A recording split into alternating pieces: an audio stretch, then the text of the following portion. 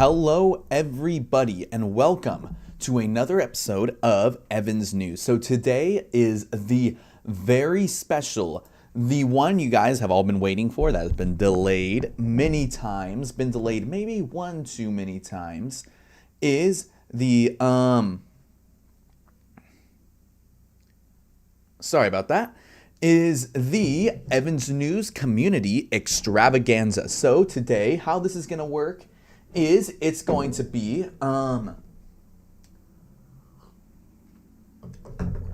it's going to be a little bit different. So of course we're going to get the community involved. We're going to get you guys involved for this one. So once a couple people join onto the stream, right now it's just a couple of people on, once we get a couple people on stream, what we are going to do is well, we're just going to talk about a couple of subjects together. I have a couple things I want to talk about.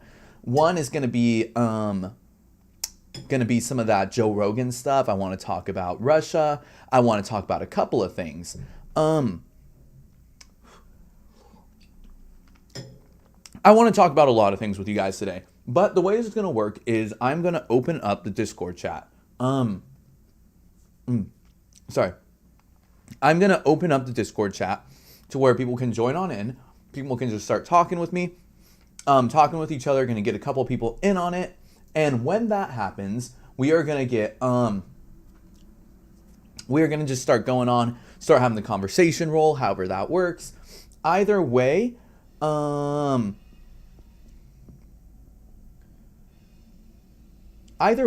however we decide to go, however the conversation flows, it should be pretty fun.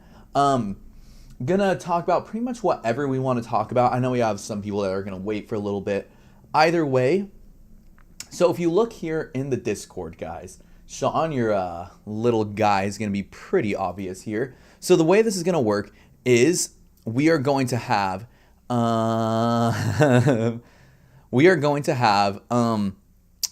you see general and announcements, our text channels and voice channels. You have general and stream chat. I'm going to open up general for everybody. Kill me. Yes, indeed, Sean. Kill you. We're going to open up general for you guys. So go ahead and hop on in general. I'll bring up some of the topics that we want to talk about. So if you want to join in on the stream chat, just go ahead and join in on general. And I'll get in there as well. Hopefully we can hear the audio from everybody. Either way, so that's how it's going to work. And if one person is talking too much, i.e. if you see, how do I say, like if one person just is talking more than everyone else is, I will probably either say like, hey, dude, you're going to have to talk a little bit less, or we're just going to have to mute them, if however that works. Either way, I think we're not going to have to get to that point just because I know you guys, I know how you guys are. But yeah, so if you guys do want to join in on the, for the stream chat, go ahead and join into the general in the Discord chat, and then I'll join here in a couple minutes once I see at least one person join in on the general, and then we'll start the discussion. So yeah, so just go ahead and join that voice channel. But in the meantime, there are a couple things that I do want to talk about. One of them is going to be Joe Rogan, kind of this new, where a lot of artists are kind of pulling off of the Joe Rogan podcast, kind of just pulling off of Spotify in an attempt to get Spotify to push off Joe Rogan. I want to talk about what's going on with Russia and how that's going. I want to talk about a decent amount of things today.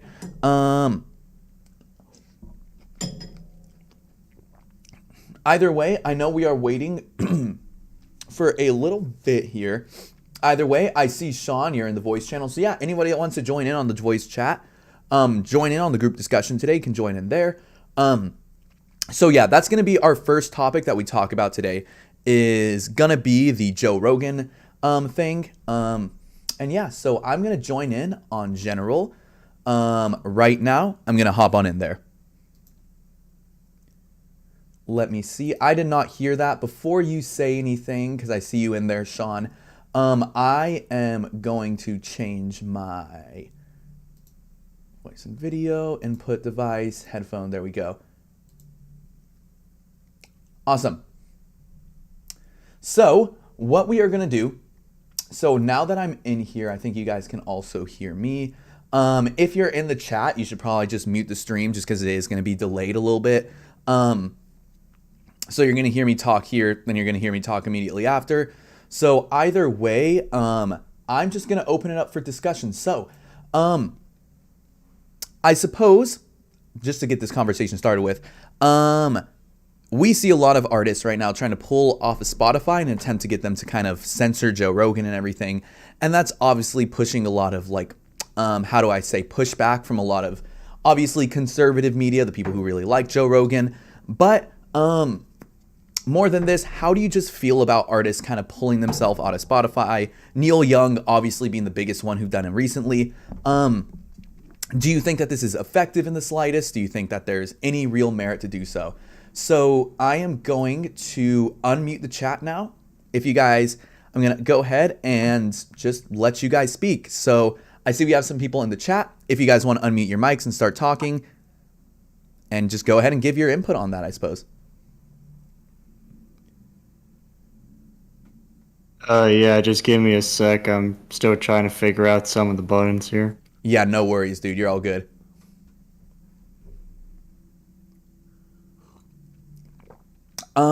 Just to put my perspective in on it, I don't think that it's good that Joe Biden kind of called to censor Joe Rogan. I don't think the government should be getting involved in censoring certain people. However, I do support kind of a communal effort to censor Joe Rogan in the sense that how do I say it? In the sense that, I mean, it's the community deciding that they won't want Joe Rogan platformed anymore. I don't think this is just, deplatform him based on like some opposite weird opinion.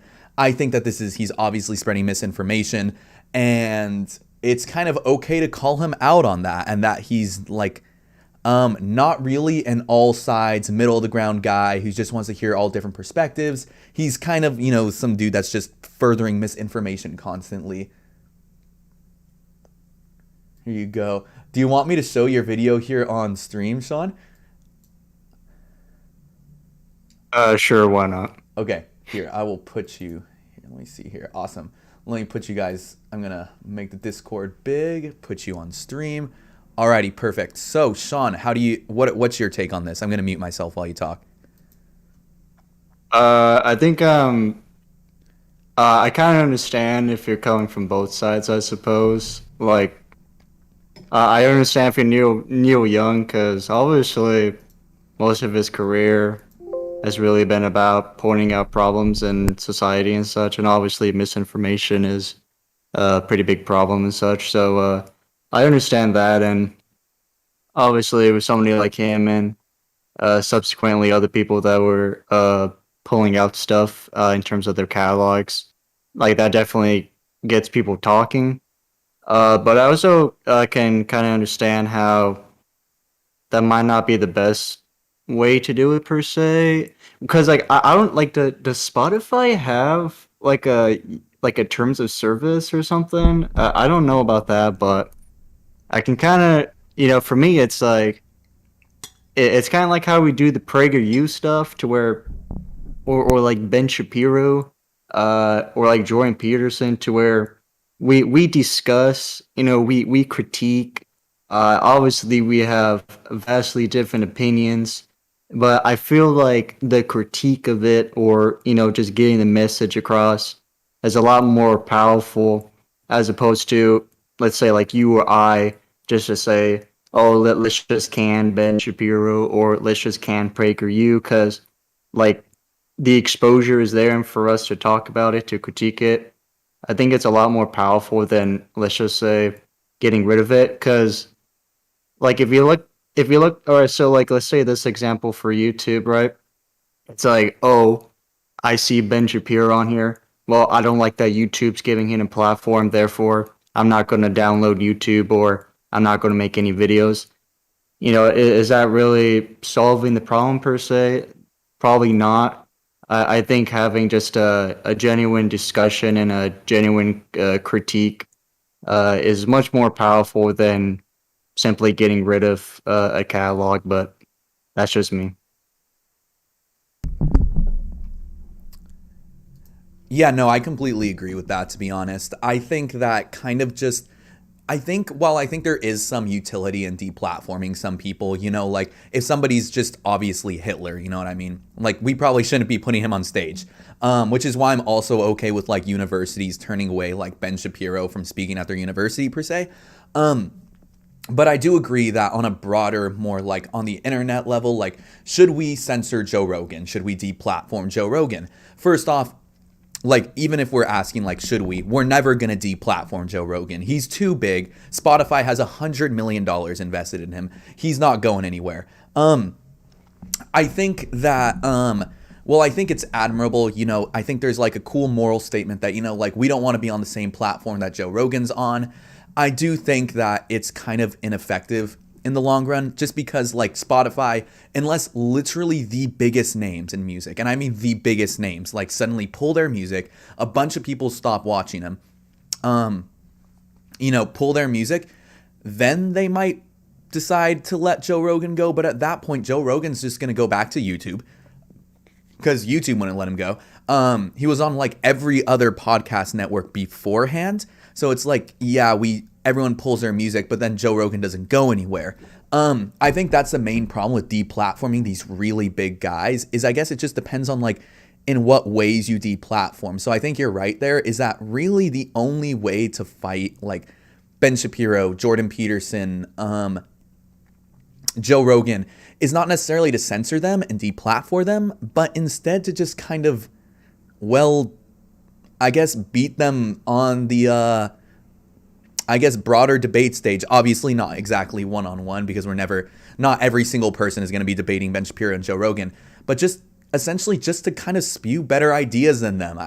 It sucks because it's not going to work immediately, but that's really the only long-term solution we have to that, because deplatform I don't think is the best solution to it. Certain people should be deplatformed, but also like it just kind of makes Don't Die. Simeon, welcome here. Simeon, if you want to join in on the stream chat, and to join in on the stream discussion, go ahead and join in on the voice channel discussion. That's how we're doing this. Yes, indeed. Welcome. Yes, Simeon, come and join in on that. But yeah, that's essentially just what I'm trying to say is that, how do I say it? That I guess just calling for deplatforming is the only way to solve these issues kind of also just makes us look like weak. Kind of like just, I don't know. It's just like we can't stand up for ourselves and be able to convince people enough for our own arguments, so we turn to deplatforming. I just don't think that's the best solution in the long run, in my opinion. But that's the end of what I got to say.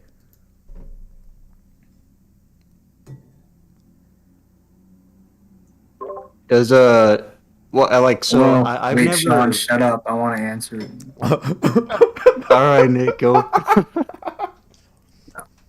Okay. All I was gonna say is that I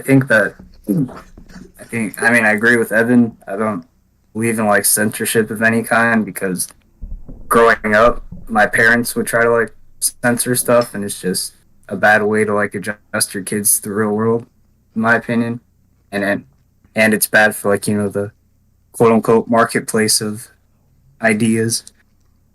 But I think that Joe Rogan specifically, I think he's kind of like, I don't think he wants to be a Ben Shapiro, even though he keeps having all these vaccine skeptics on and stuff like that. But I think that he's kind of starting to see what kind of comes with the territory, which is like, I don't think there's really been a positive for him. I mean, he got signed on to Spotify after building up this like podcast empire, but since then it's kind of been downhill. That's like really when he started to step up his game on like he had people on from like the CDC, and he was actively like trying to debate them, like he was trying to like catch them in like lies and shit that you see on like Debate Lord Andy stuff. So he's obviously shown that he's not just about having conversations anymore. He actively has like a stance in this now. And I think that I think that's really been where the backlash has come from. And I think that by not censoring him, I think even if he was, I think he's already seeing the downfall of that. I agree. Yeah, I completely agree. I think he's just such a big kind of media figure that he's literally, I think he gets like what, 3 times as many viewers as Tucker Carlson. I mean, listeners, since he's a podcaster, but 3 times as many listeners as Tucker Carlson, who is the biggest talk show host on TV. So he obviously just has a massive audience, which I just think inherently, no matter what, gives you a responsibility to make sure you don't spread misinformation, since you have literally 11 million people per episode watching you on average, even without the politics. But I think that, like, he says he wants to have this kind of he says he doesn't want to essentially be a news host, I suppose, that he just wants to sit down and talk with his friends. But I think you're right, in the sense, like, he has gotten into politics. There's no getting around that. He's dived his head into politics. He's had political figures on, and he says he wants to listen to both sides. But, like, he mostly like, if you look through political Joe Rogan, it's Ben Shapiro, Steven Crowder, Jordan Peterson. It's all these figures from the right side of the aisle, maybe like moderate, like somewhat Democrat, but not really. And then you have Bernie Sanders for one episode. He's dived himself into politics, which thus means that he's become a political show to a certain extent. Even if not every episode is politics, he has dived into politics. And even if he doesn't want to be like a political figure or a news, or have the responsibility that a news anchor would have, he's given himself that responsibility. I don't think there's any real way of getting around that for himself. He just, honestly, like, him bitching and moaning about everybody telling him to be more responsible is kind of makes him look like a child that can't accept the responsibility that he's placed upon himself.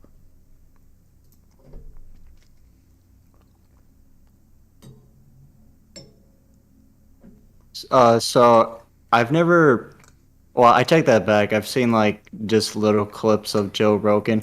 Honestly, the biggest problem with Joe Rogan that we haven't talked about is that we can't watch his videos on Evans News live streams because they get copyright claimed. Mm-hmm. But the thing is does he go Rogan along with empire. people like Ben Shapiro or like these anti-vax people, or like does he critique them? Because I saw a little bit of Alex Jones when he was talking about like the Parkland shooting being fake, and it seemed like Joe was really hammering him down, like, you know, you're a fucking idiot for that. So He did. it's the problem more of just giving these people a platform that really shouldn't, or, you know, definitely dangerous, or is he just kind of like going along with what they say? I'm not too sure, since, like I said, I don't listen to him, and I've only seen a couple of clips. That's all.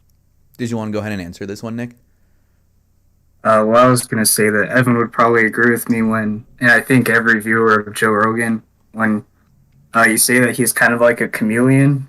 Like, if he has Bernie Sanders on, he'll like be kind of like gung ho, like Medicare for all or stuff like that. Because from what I understand, he gets stuff like income inequality and stuff like that pretty well. He kind of understands what it's like to grow up poor and how that affects how, kind of like, you know, how you get out of that situation and stuff like that. So he kind of understands Bernie's take on that. But then he's also very transphobic, so you can have a Ben Shapiro on and they can agree on, you know, biological shit and stuff like that, you know. So he's kind of like he's not like a centrist, but I don't know, he's kind of like a chameleon.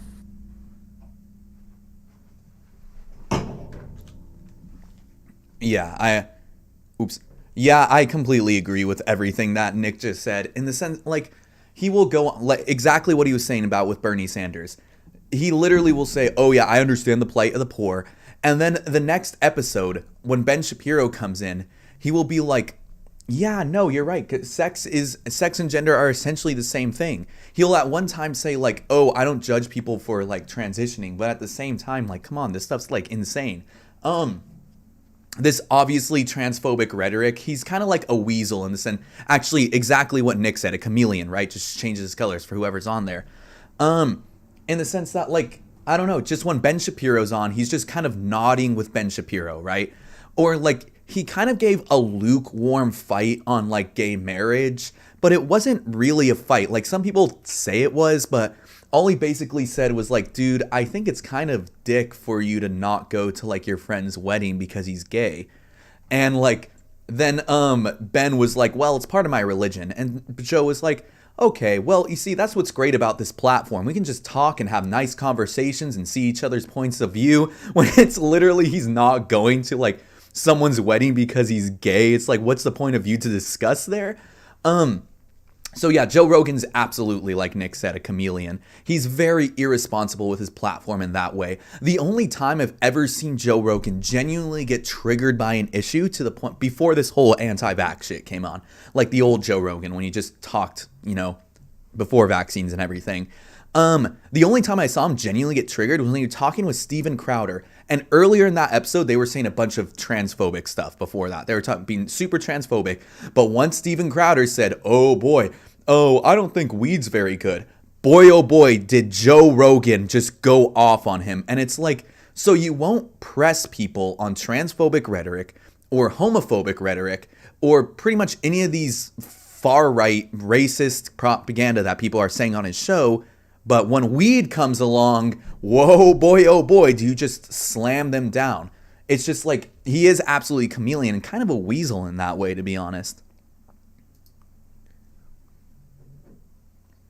And he's kind of seen it come back. Well, I mean, just a couple days ago, you know, you saw the whole Twitter thing, like the whole, if you go back far enough, everybody's probably said the N-word if they have any prominence, because, you know, most people don't really give a shit what they say behind closed doors, but that type of thing happens. But then, like, then you see stuff pop up with that, like, at the beginning of the pandemic, well, I'll just say Joe Rogan is such a conundrum because, like, at the beginning of the pandemic, he has Michael Osterholm on, who's, like, one of the leads of Biden's, like, task force right now for COVID. And he had him on, and he was like, oh, yeah, I really hate these people who are skeptical about vaccines because they're such modern, like, miracles. And so those clips, of course, surface again.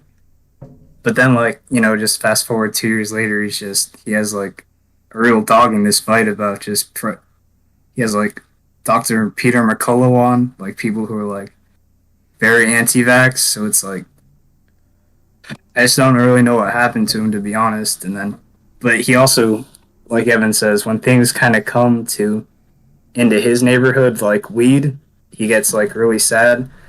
And then DMT and, like, steroids and stuff, he's like, I don't know if you've seen that picture where he has steroid gut, and he said that he was just eating a lot of pasta. So whenever things kind of, like, affect him personally, that seems pasta. Like when he starts to care. And I think that's a good point that Evan brought up too, is that he's just, the thing that goes back no matter how far you go and to the present is that he's been very irresponsible with his platform, and he always uses the excuse like, oh, we're just having conversations, but then he has, like, you know, borderline Nazis on and stuff like that. So it's exactly. Like, well, maybe you should be more responsible. But that's where you get to the conversation about, like, censoring him. And so, anyway, that's just a little history, I guess. But that's why he's such a confusing media figure. Yeah, exactly. I think that's why people for a long time before this anti-vax shit was the final nail in the coffin, kind of lukewarmly defended Joe Rogan. Kind of like, you know, like, yeah, sometimes he has Ben Shapiro on, but sometimes he has Bernie Sanders on and David Pakman on. Like, I think he's just trying to, like, have both sides converse with each other. And I think that's just kind of this cringe, like, both sides have valid arguments narrative that we've been hearing for a long time. But yeah, he just, like, I just feel like eventually you become so big and you have, like, a bunch of different political perspectives on your show that eventually you just kind of need to accept that you're a political show. That's not what you want it to be. I understand that, but you've kind of made yourself that. So just accept the responsibility of that. And just like Nick was saying, he will have borderline Nazis on and not really press them on his issue. When he's been confronted about that, he just says, like, oh, well, I'm just facilitating conversations. And I don't think Joe Rogan's a Nazi, by the way. I don't think he's extremely racist. I just think that he's dumb and irresponsible with his platform, to be honest. Like, I think it's just that simple. I think he might just be stupid. And then the whole like Twitter, for I guess that's probably the best example of like, people wanting to censor people because, they find a new person like every day. And those are like the real fucking weirdos. Like I used to think like, oh no, they're just trying to have some accountability, but then I would go into like some shows that I like that were trending, and then they're like, yeah, let's get this fucking writer fired, dude. I fucking hate him. I was like, oh no, maybe I shouldn't defend these people anymore. So like, oh fuck, I just lost where I was going with this. Oh wait, no, I know. I was gonna say that when the whole DaBaby thing happened, where he's just like saying like, like 1970s level like homophobia stuff, Anthony Fantano had a take where it's like, eventually in society you just kind of have to move past that shit when it's just so stupid. And that's why when you have people like Crowder or Shapiro who are just living like the 50s with these takes, it's like, at what point do we not humor these people anymore with like trying to say that they have some validity to anything that they say when they're just like so obviously racist and so obviously like all these bad things. So that's what I've been thinking like these last few months ever since I heard that. It's like, at what point do we just not humor these people anymore? Because then people always use the excuse, oh, we're just having a conversation, and well, their points can be valid too. So it's like, what point do we not even humor that anymore? Yeah, I agree.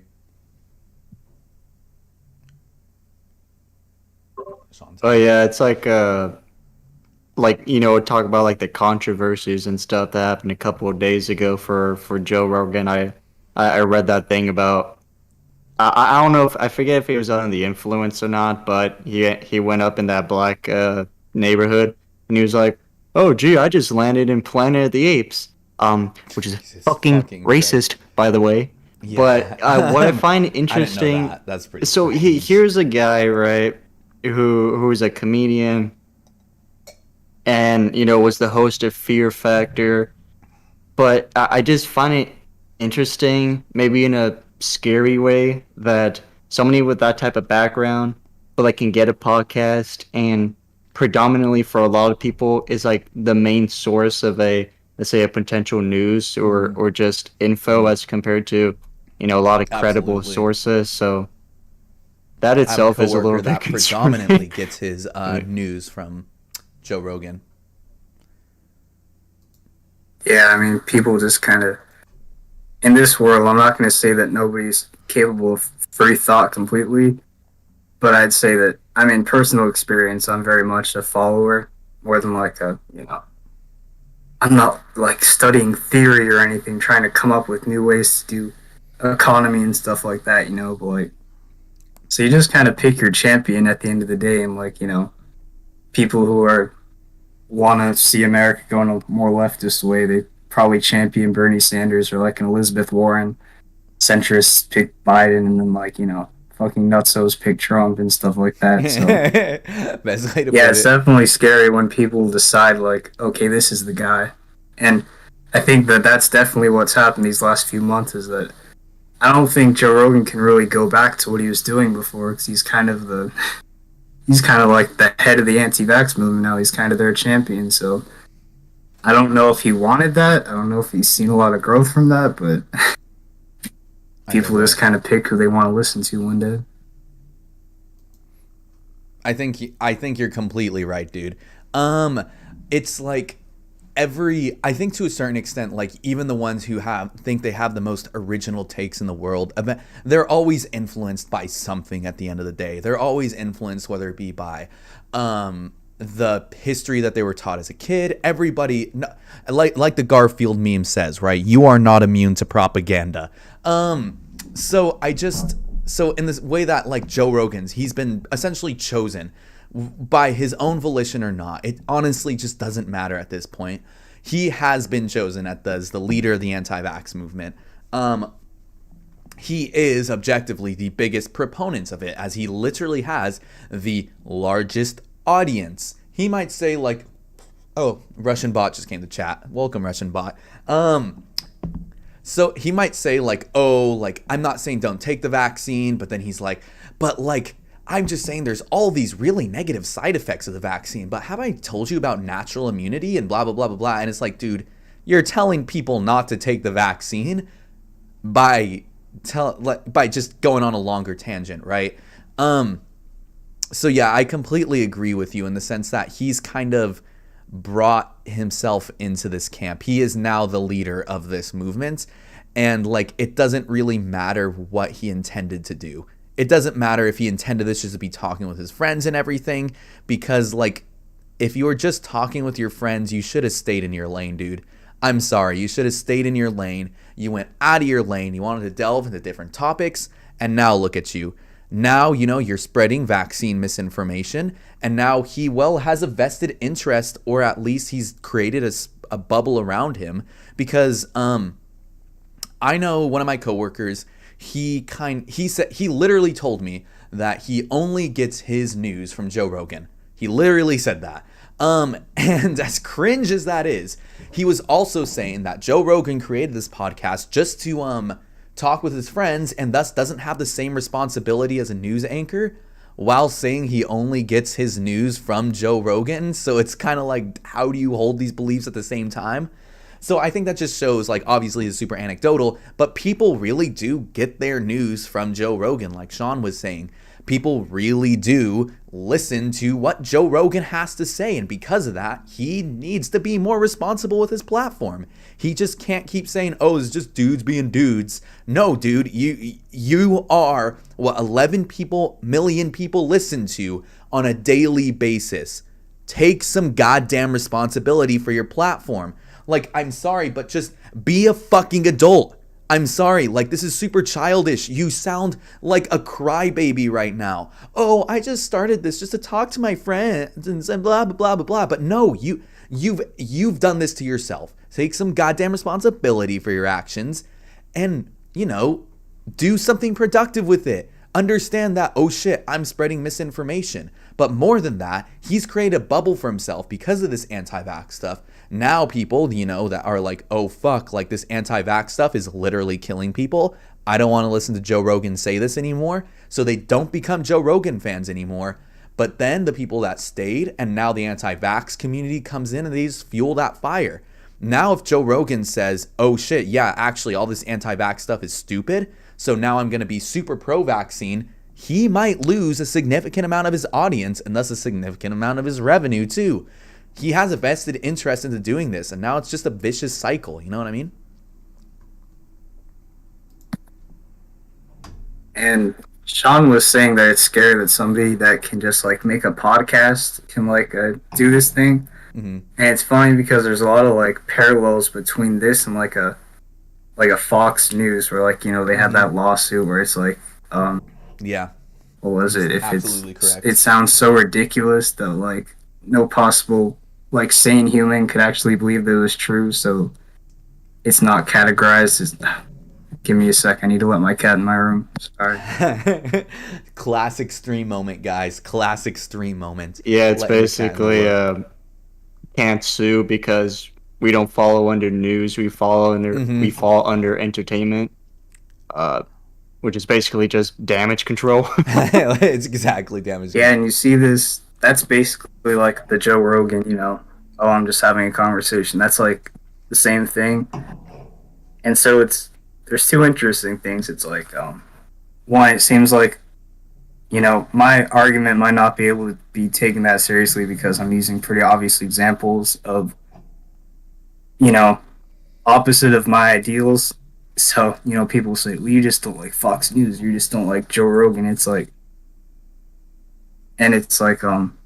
well, yeah, but CNN and like MSNBC, everything has a bias, but like when you have just like this dangerous shit, that's like, okay, people get mad at Joe Rogan, and then it's like, but what about you have this shit on like national TV, which like that's been such a predecessor to podcasts that it's like we don't even have any like, you know, it seems, I mean, there's always a loophole in the law, I guess, but it's like when you have stuff like that spreading on national TV and then it's like an infection, then it goes to the internet, and then it's like, oh, so now we have the Fox News rhetoric that was infecting old people's brains, you know, in retirement homes and stuff, and taking our parents away from us. But now it's going to like, you know, our friends and stuff, and that's a pretty scary thing. Cause it seemed like right wing rhetoric was kind of, God, that's a tongue twister, but it seemed like that was kind of going out of style.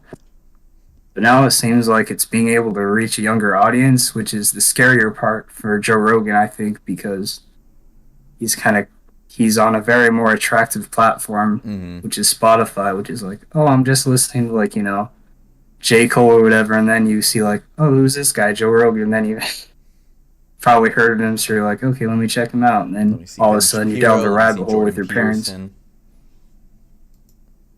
Yeah, I completely agree with this. This is going to be mostly personal history, but like when I was a sophomore in high school, I think, and partially a junior, though I think by my junior year I had fallen out of it. I had definitely fallen down kind of like a very much alt-right pipeline in the sense that it started out with like cringe feminist compilations till it kind of kept going on and on and on, and it just was like watching them again now, it's like it's just literally bullying at the end of the day. It's just literally bullying. But I ended up falling down that rabbit hole really easily because of like an algorithm, blah blah blah. We all understand that kind of YouTube rabbit hole. But more than that, like I have seen that on other people in the sense that like I've seen people, family members included, you know, discover people like Ben Shapiro, Steven Crowder. And while they weren't necessarily leftists by any means, they were definitely not super hyper conservatives, essentially. But keep watching these people, you keep being recommended more and more videos like that. You know, you keep falling down that rabbit hole, keep going into that insular space. And like this rabbit hole is very much easy to fall into. And while I thought, like you did, Nick, that kind of conservative right-wing rhetoric had been on the downtrend in the sense that maybe it's just my own insular bubble is that I literally only watch left-wing YouTube, to be honest.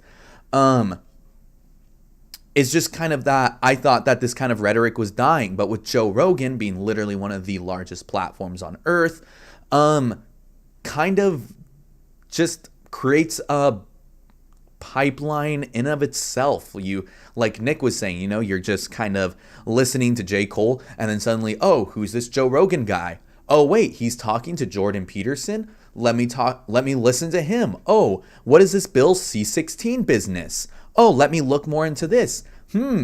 Let me talk about, oh, the gender police are going to break into my house for referring to someone by the wrong gender and then send me to the to the they them gulag. It's just is like, it's just, you know, you just fall down that rabbit hole. And it's just Joe Rogan creates a pipeline unto itself. It doesn't have as many steps as something like the YouTube pipeline in the sense that like I started with like, I don't know. I think I started watching like Leafy is here bullying people that got triggered. And then I saw other triggered videos. And then it started going more and more. I remember finding Sargon of Akkad of all people on YouTube, who is a terrible, straight up neo-Nazi. I think he literally is a neo-Nazi. Like not even dog whistling neo-Nazi, just identifies as a neo-Nazi at this point. And it's like these bubbles that they create, and Joe Rogan creates a bubble unto himself. And I think this anti-vax stuff has made it even worse. Oh, welcome, Simeon. Hold on, sorry guys. Before I continue my thought, Simeon, just to get you updated on how the rules work, is that basically we're just kind of muting ourselves into how do I say it? We are just muting ourselves until we are finished with our thought. Then another person will respond, and that's kind of how we're doing it for now. We might do it more open discussion later. It all depends. But I am going to let Simeon introduce themselves real quick. Wait, what am I doing?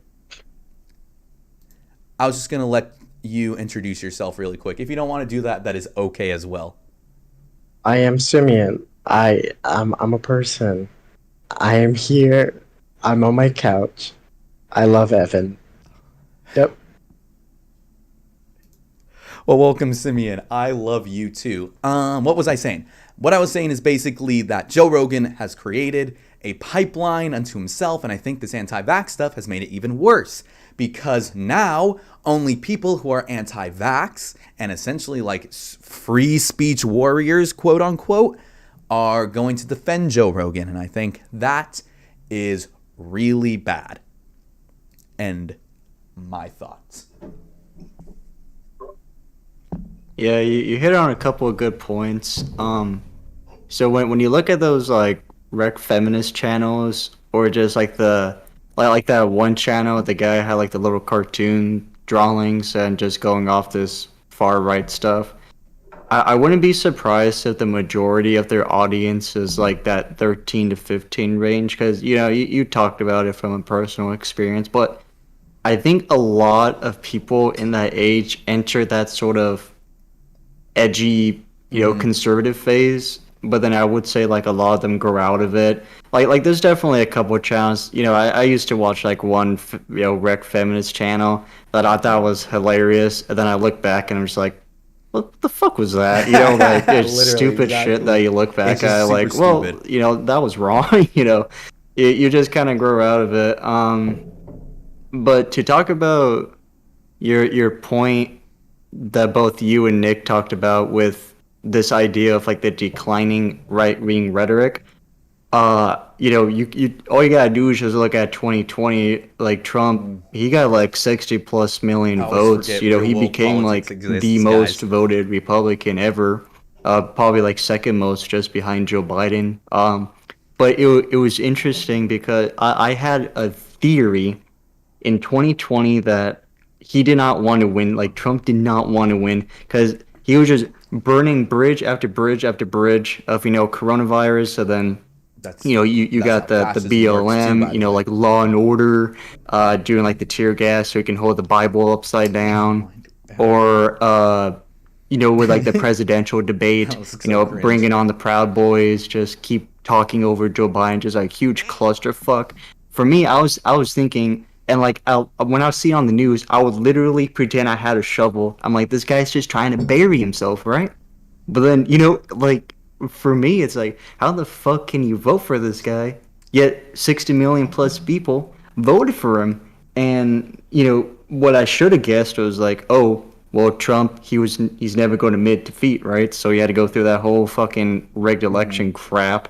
And then, of course, January 6th. So, and then afterwards, you got like Fox and stuff saying January 6th was just like either a regular tourist day, or, they're patriots, or overblown by, the leftist news, the Marxism of CNN. So while you would think right-wing rhetoric, that should go down, right? And I'm not saying if you're right wing, or vote or think Republican, that you're a bad person. Absolutely not. It's like the extreme people that can completely fuck off. But yeah, just the idea of that rhetoric, you would think died down, but it's still chugging along, which is kind of cause for alarm, at least for me. Agreed completely. You damn centrist scum. No, yeah, I think I've definitely been a little bit, I don't know what you would call it, maybe blue pilled, to where I'm pretty far left. Like, it kind of applies to me when people say, like, when Trump said, these Marxists don't know what they're doing. People So who I'm generally definitely farther to don't know that what boat they're than I am, doing. like, centrist. But I think that, well, I don't want to focus on what you said, but, like, I'd say that Republican, if you, like, honestly, center Democrat, that's still basically Republicans. So, like, the center is still a bad place to be, at least in my mind, because, like, that's just the area of no progress. Far right Republican, that's where I say you literally just have to ignore those people, or else you'll probably, like, you're talking to people who are, like, white masks on their off time, you know what I mean? So, but, like, centrist, I think, if you want to use an actual MLK quote, like, he said, like, the centrist liberal is, like, the basically, like, that's like the real pillar for, like, any progress to happen. Because when you have the idea that, like, oh, it's only the extremes that are bad, it's like, well, I don't know about that, but no, I definitely agree with you that saying that right wing rhetoric is going down is that definitely didn't seem to be the case. You know, with all the votes that came in, which was, by the way, because of mail-in voting. So many people had access because you have to wait in line for like 10 hours if you want to vote usually. And that's why Trump got so many votes, but he wants to see that it's... Anyway, I won't go into that, but yeah, and it's definitely also, if you want to say votes, I think it's definitely because old people, like, they're fucking...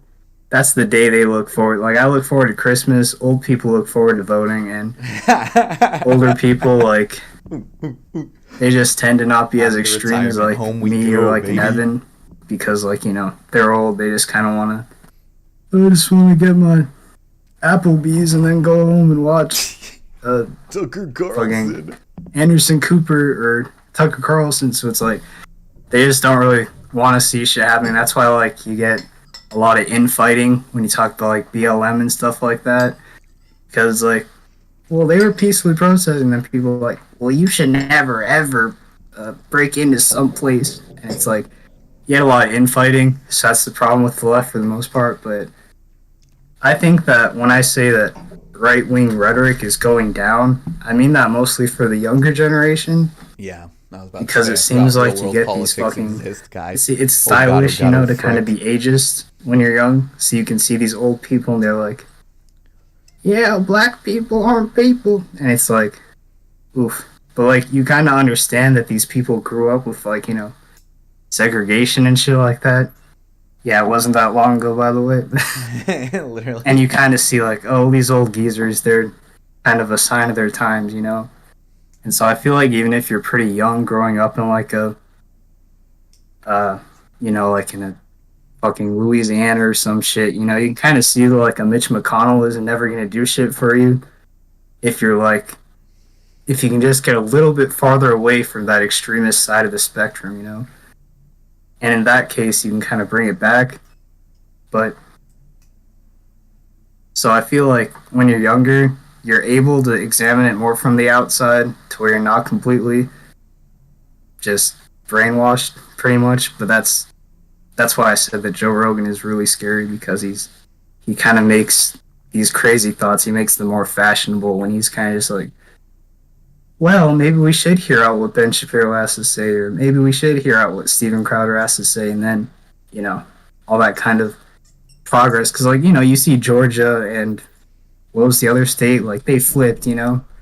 Oh, So yeah. I think that would be a clear sign that the rhetoric is at least decreasing a little bit. It's, you know, it's not going to happen overnight, but that was kind of like, you know, nobody really thought that shit was going to happen. So True that. that was a good sign, but yeah, that's what I'll say.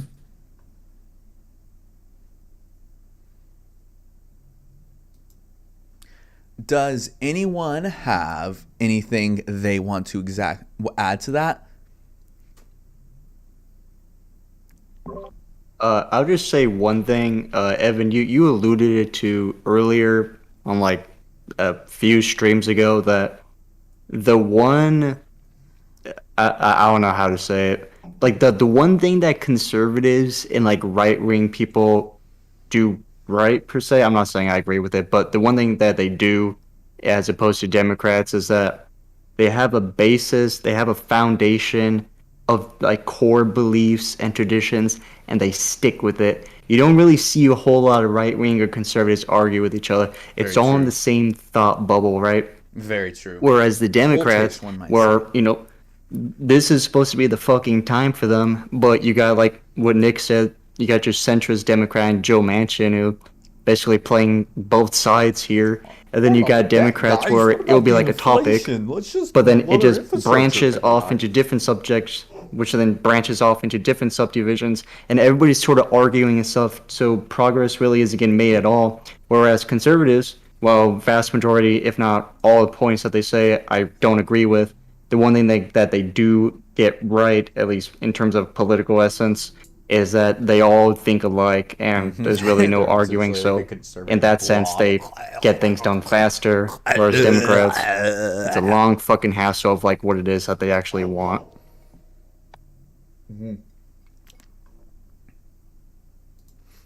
Yeah, no, I completely agree. I think I remember specifically almost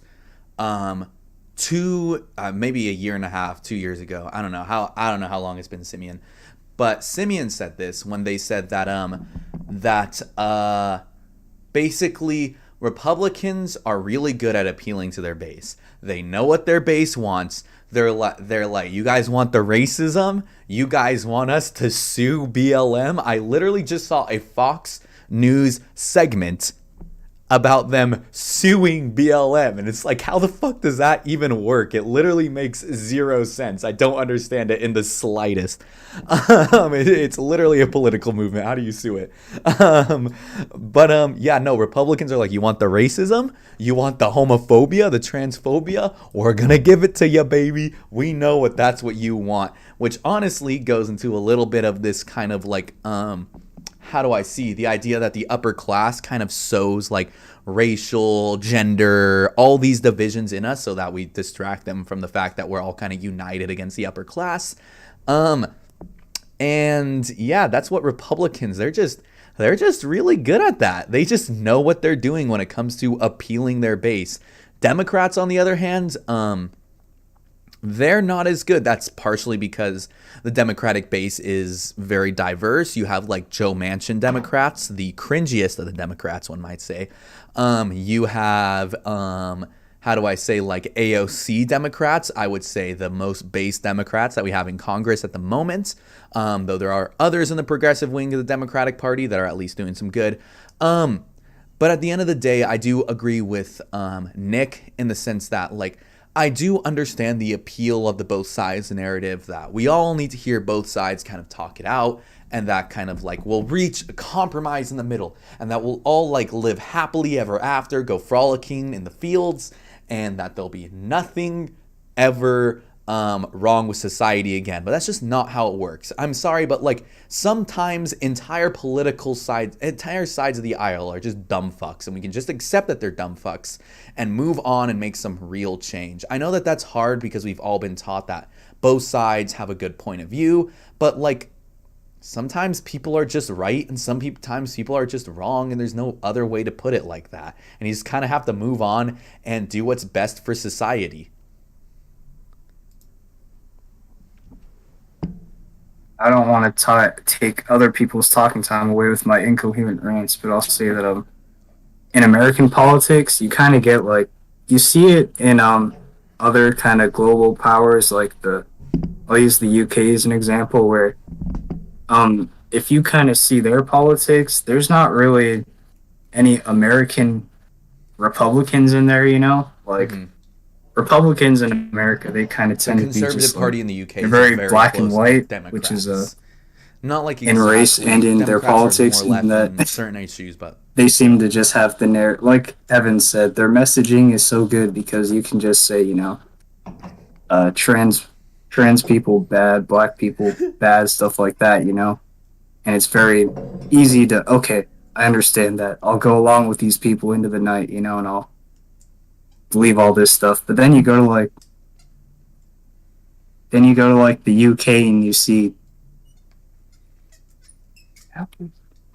sorry, my mom just came in. I still live at home. I'm a loser. No, I'm just kidding. But you go to like UK politics and you see that stuff is very there's not like the farthest you go is like a Joe Manchin, you know, there's pretty much an agreement that people should have like certain things like Medicare for all and like stuff like that. So it's to the point where America is just kind of left holding the bag. It's like, all right, are you guys going to come with us, or are you guys just going to stay back in this like, you know, 1970s rhetoric and stuff like that? And that's why you see people wanting to go more to like a economic policy more than anything else for the most part, because it's like you need to maintain your global power status, but it's not going to be through like your social issues, and you can't seem to get any infrastructure passed. So it's like we're just kind of behind, and that's why I think you should definitely not like. I just think that, you know, far right just shouldn't be humored at all. Anyway, yeah, no Republican should be humored.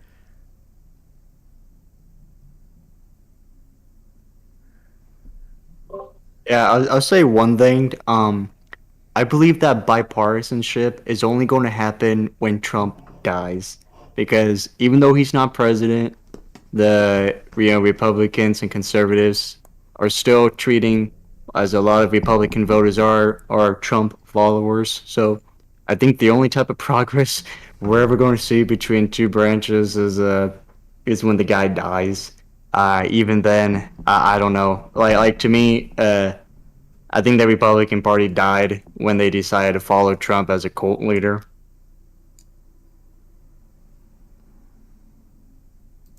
I think the my issue with that is that even if we look at like the Obama presidency, is that the Republicans were basically right when 2010 happened, right when the Republicans won control of Congress, they were like, Obama, you want to pass things? No, sirree. I zero passing, even to the point that Obama to put the most centrist possible Supreme Court justice, literally center line, just center line, trying to do it, and they're like, we're not even going to vote on this guy.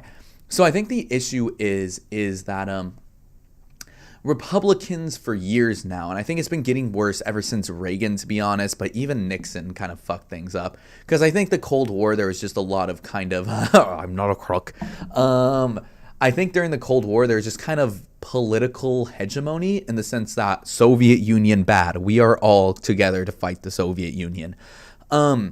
And I think after the Soviet Union collapsed, the Cold War ended, there wasn't that kind of unifying threat for politics. And I think that really just showed how batshit insane the Republicans have been getting since Ronald Reagan.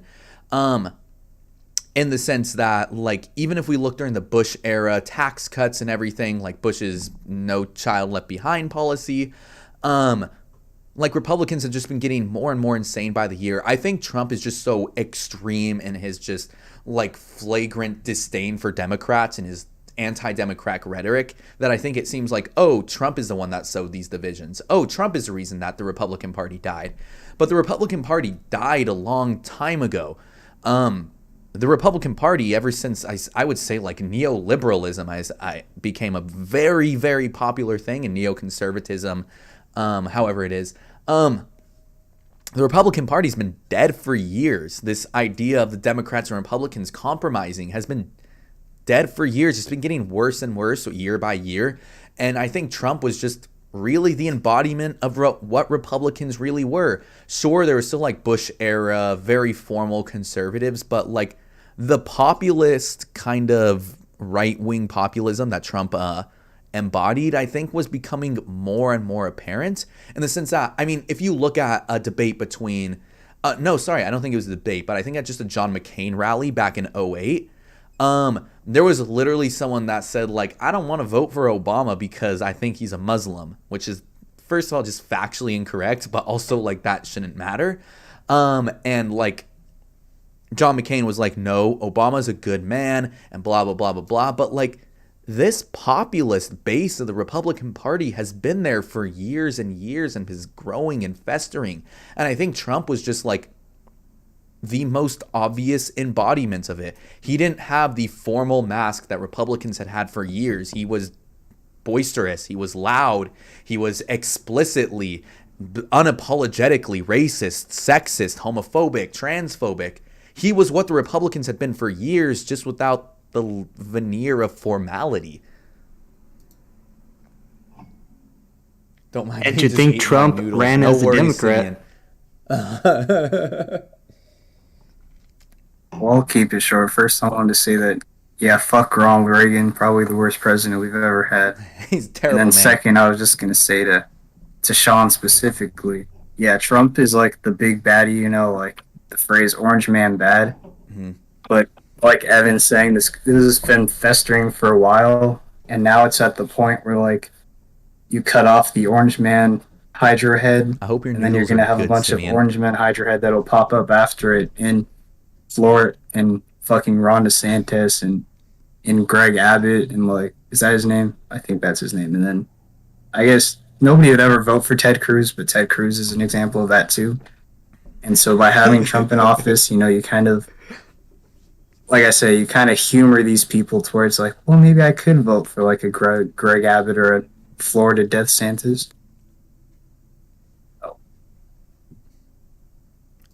Simeon, you have been very silent for this conversation. Do you have anything you would like to add? I like noodles. That's good. And I'm eating them right Good now. stuff. But yeah, basically everything that was just said, I 100% totally agree with it. I think we're just way past the Trump is like the worst person ever kind of thing, and now we're into the phase where it's just like, everybody is basically just going to try to copy Trump, but because Trump was so like incompetent and sucked, Just a and these moron. people are like slightly smarter, that they're going to do a better job, and in doing so, we're just going to basically all die because fascism. Yeah. That's my commentary. Yeah, I think Trump is literally and good job, Simeon. Thank you very much. Yeah, no, Trump is unapologetically fascist. Just his rhetoric of the very much. Remember, like when we were talking about fascism on stream, we were saying like I guess the main takeaway was fascism always needs an enemy. There's always has to be some sort of enemy with fascism. Always something like with the Nazis, it was the Jews and essentially anyone that wasn't blonde hair, blue eyed. Even though Hitler himself wasn't blonde hair, blue eyed. Very weird contradiction.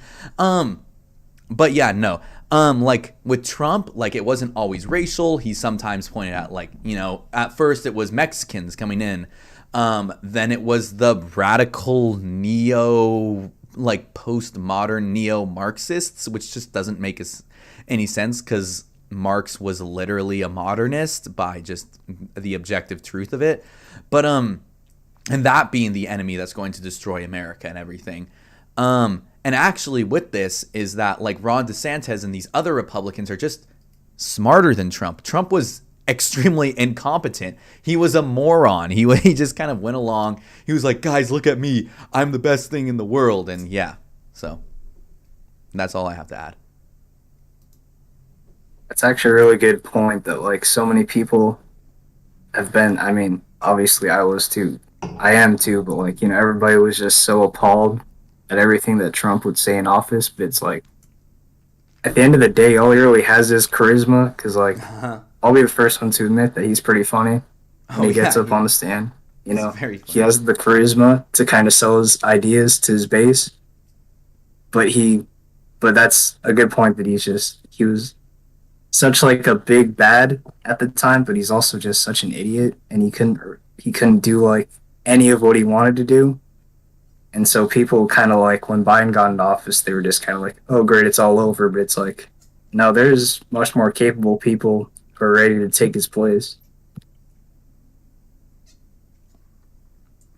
Trump may be dumb, but he had a platform. I've talked about this before, to where looking back, I don't remember anything of Hillary in 2015, 2016. Very Absolutely true. nothing besides her on Zero. stage saying, Trump's we are memorable going at to the end of the Pokemon, go to the polls. That's all I fucking remember from that lady. But Trump, like you said, Evan, Mexico, build a wall, MAGA, ban Muslims, etc., etc. Like he, as a former TV host and just a celebrity itself, he owned the stage, and subsequently news picked it up because he might be on the fucking shitter at 3 a.m. doing a little tweet. Well, guess what's going to be on the news for the next 10 hours? So that itself definitely fueled the fire to where it's like, oh hey, something, I can be myself, which is a fucking idiot, a fucking insert whatnot, and I'm going to see myself on TV, left, right, and center. And literally, I'm not trying to be hyperbolic, but somebody like CNN or other left news channels from 2016 to 2021, 5 o'clock news, 5 to 6, nothing but Trump. So it's like, well, the Very true. flame that has been now, I brewing ask you guys, because of this platform that he's been issue giving, with CNN or an issue in with order to capitalist extinguish it, news? just don't fucking talk about him. And I know that might be a bad thing because you're not criticizing him, but you're giving him what he wants, which is publicity.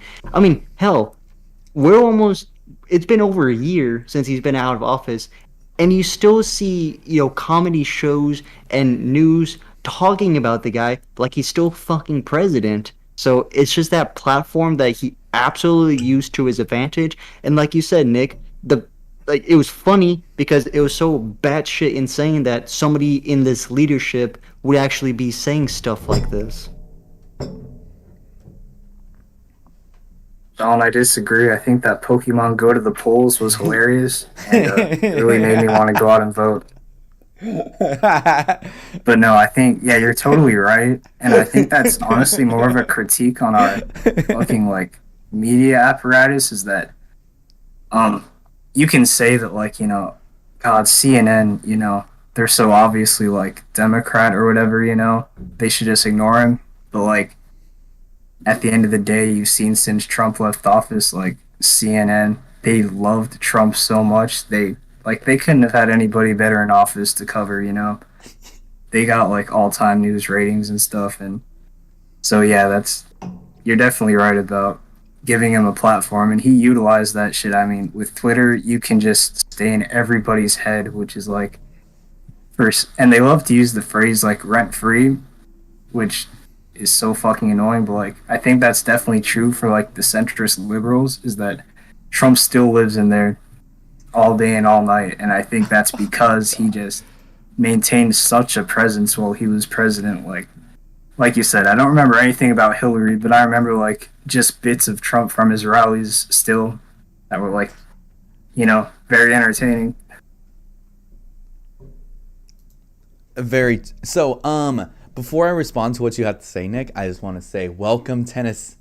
Where the fuck are you, Tennessee? But anyway, Get out of here, Tennessee. You're not welcome. Fuck you guys. But anyway, so Tennessee, the way this is going to work is that we're pretty much muting ourselves until we have to respond to, until we're essentially done speaking. And then we'll respond to whatever that guy has to say. Agree, disagree, I don't really care. And that's when you can unmute yourself, give your take essentially. And if somebody is like talking a lot more than the other, like let's say someone really wants to interject and they just won't let them interject, I will mute you. I repeat that, Tennessee, I will mute you. So before, so anyway, getting into that, I suppose I really agree with what Nick has to say, in the sense that while obviously it's like, Trump was living rent-free in everyone's head, and I think this is also too much of an individualist critique, in the sense that, like, I understand as president, Trump was part of the, he literally was the system, he was president, but Trump was really, I guess, like, he was terrible, he was horrible, he was bad, everything, like, we all understand this, I don't need to, like, morally grandstand about Trump, but at the end of the day, I feel like the media's obsession with Trump was, I hate to get socialist on you guys, but like just kind of a critique of capitalism, to be honest. The idea that there was an incentive structure to kind of keep covering Trump, to keep platforming Trump. He brought in the views, he brought in the money, and yeah, no, there was incentives to do so. And as long as there's incentives to do something, there's always going to be that reason to do something. I'm not saying it's never going to happen, but like as long as there's incentive structures in place, it's always going to happen. The real question is, how is Jackass, Tennessee? Jackass was very funny. So I don't have a beard. I didn't know he had a beard. Jackass was nice. I'll pass it back to you, Sean. Yeah, nothing like seeing a 60-year-old Johnny Knoxville doing the same shit for the past 20 years. As long as he had fun, that's all that matters. That is very true. I have to leave you guys for a little while because I've been neglecting my homework for some stupid ass music class. But I was gonna leave by saying, and I might join later, but I was gonna leave by saying that I will never fucking see Jackass Forever because every time that there's an ad on YouTube, it was that mind-numbing, stupid-ass humor that they have for their commercials. So I will never see that fucking movie. Preach, Nicholas, preach. They have absolutely milked the advertising for this movie. You can't go 5 fucking seconds without seeing a Jackass trailer, let me tell you. Well, I hate to get classist on you guys, as perhaps indeed I am the wealthiest one here. I have YouTube Premium, and thus I do not see the jackass ads. Well, I'm going to one up you, Evan. I just have a simple ad blocker in which I don't have to pay for YouTube Premium. I'll one up you. I just deal with the ads. The ultimate dabs. The beta males trying to get away from the ads. The betiest male paying to not see the ads. The semi-beta male trying to, how do I say it? Just having an ad blocker, but the real Chad, the real Giga Chad, simply dealing with the ads.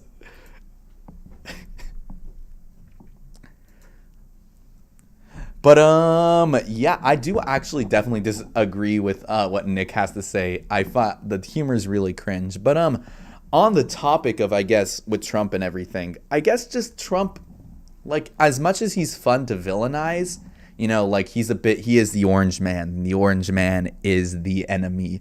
We must fight the orange man, which is true, by the way. Don't get me wrong. It is extremely true. He is literally also just, I guess, the embodiment of the modern Republican Party. And, like, just only focusing on Trump, just continuously focusing on Trump. And I've said this too before, by the way. My issue with, like, MSNBC, SNL, all these, like, cringe liberal platforms that are just only, like, talking about Trump for the sake of it, really, just for the jokes and the lols and everything. Not only platform Trump, but kind of, like, I don't know, downplay how bad of a person he is. In the sense that, like, what Trump is a fascist, he's an authoritarian, and he was leading the country down an objectively terrible path. And then it's just like, oh, look at how dumb he is when he tweets. Meanwhile, he is banning transgender people from the military. Like, guys, he's worse than that. And that was kind of my main issue, is that, especially when I would talk to just not, like, I guess, people on my side of the aisle, the very left-leaning people, is that when they talk about Trump, it would be like, dude, he's such an idiot and blah, blah, blah, blah, blah. He's so stupid. And just like, but like, what about all this transphobic, like, objectively authoritarian things he's doing? Why aren't you focusing on that? Like, I feel like, to a certain extent, while I'm glad that Trump got more people out to vote, I think that's objectively good. I also have issues with Trump being the only reason people went out to vote, in the sense that, like, people should go out to vote because they want to vote. We need to get people to go out to vote, no matter if it's Trump or if it's, like, Mitch McConnell as president, whoever the fuck it might be. People should vote because it's based to vote, because it's based to express your political opinion. That is based, not just because, oh, Orange Man bad, I want to get Orange Man out of office, but then the next election cycle, then, you know, ignore the midterm elections, which are equally, if not more important than the presidential elections. Like, that's my main issue. I guess that's my main issue with only focusing on Trump as well. Well, instead of Orange Man bad, it should be vertical screen bad. Tennessee, we do not film on a vertical screen. Landscape. There you go. You could Good, man. vape in the landscape galore.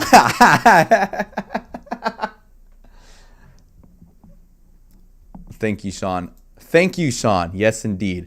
But beyond that, does anyone really have anything to add? I'm going to pass the mic to each one person, so I'm going to do it as a circle for anyone who wants to give some ending thoughts. And then because I feel like this conversation is kind of winding up, to be honest. I want to move on to the next topic, which is going to be Russia, something that's been triggering me for a while. I understand I've talked about it a lot, but just for people to get their honest takes on the Russia situation, even though it does look like it is cooling down in the sense that Putin's still waiting to invade Ukraine. I love my man Putin. Thank you, Tennessee. Very good contribution. Thank you, Tennessee. Look at that. Just drops that truth bomb. The real Sigma Chad Putin. He the embodiment of masculinity. Yes, indeed. Thank you, Tennessee. But with that, I'm going to just pass it in a circle, starting with you, Sean, going on, and just for anyone, give ending thoughts before we move on to the next subject. No, I think I covered all my takes on it. Russia itself, I'm not really too sure. I haven't really looked it up a whole lot. But yeah, I would just assume that it would be cooling down. But yeah, I have nothing else to add. Simeon,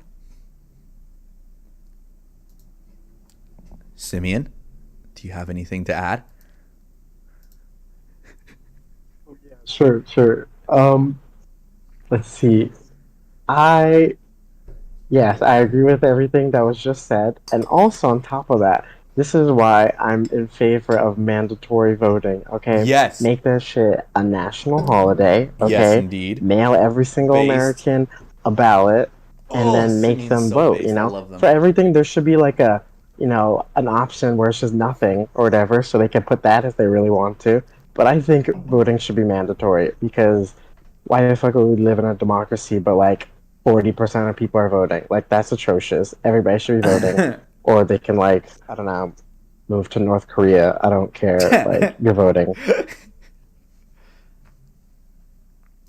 I completely agree with you, Simeon. Once again, another completely objectively based take from you. Honestly, mandatory voting is based. Literally, I'm sorry. I will literally come into your house, take you by the neck, force you to the polls, literally take you. Make it a holiday, make it more than that, a paid holiday. That way nobody misses anything. That way everyone's got their wages paid. Nobody has any opportunity cost for voting. Bada bing, bada boom, get people to vote. You want to vote Republican? Fuck it. Do it. But at the end of the day, just go out to the polls and vote. Pokemon, go to the polls, baby. That is what we need. But anyway, sorry, I just completely agree with your take there, Simeon. But Tennessee, any more thoughts that you have on this? I don't believe it should be mandatory voting. I believe people should have a right to choose if they want to vote or not. Ooh, dab on that right there, Tennessee. Look at that. He's high as fuck. Well, yeah, he has an opinion on his own. I respect that. I don't. Bad take, Tennessee. Moving on. So with that, is that we can just... with that, let's get into the Russia topic now that we've moved on. Or actually, we can also still talk about mandatory voting because my thing was mandatory voting. It is very contradictory because you are taking the freedom of the citizens' free will to vote, to choose if they want to vote. No, we're not. They can still tick the box. If it's mandatory voting, that means they're breaking the law, and citizens do not want to break the law, Evan. What? No, wait. There is literally an option on the ballot to tick other. I don't know what that's essentially not voting, but it incentivizes people to get involved in politics, to express their political opinion, which I think is extremely based. Like Simeon was saying, it is absurd that we have a 40% voting rate. That's stupid. That's not, we can't just attribute that all to like, how do I say?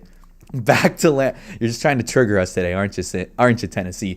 But you cannot simply attribute that 60% of the population not voting just to systemic issues. I'm not trying to downplay systemic issues. I understand there's a lot of systemic issues to voting, but at the end of the day, we cannot attribute literally hundreds of millions of people not voting only to systemic issues. Some of that is just plain old apathy towards politics. Let's be honest here, guys. The majority of the population doesn't give a fuck about politics. Their only stint into politics is Orange Man bad. And that is unironic. That is the most true thing that we can possibly say. And forcing people to vote with the option of saying, hey, like other essentially not voting for anybody, at least incentivizes more people to vote because it kind of forces them to make a decision on who they want to vote for. These are systemic issues that are going to affect their lives in the long run. And like just being like, oh, I don't care about politics, blah, blah, blah, blah, blah, literally makes me want to punch their face in. Like, so I think they should be forced to go out to the vote. More than that, you know what? That's it. I'm sending the secret police, the Evans News secret police, into their house to force them to vote, to grab them with their muscular arms by the neck, force them to Pokemon, go to the polls and vote. That's right. This is the authoritarian left speaking. The authoritarian, what we really want to do. Congrats, Tennessee. You got him talking.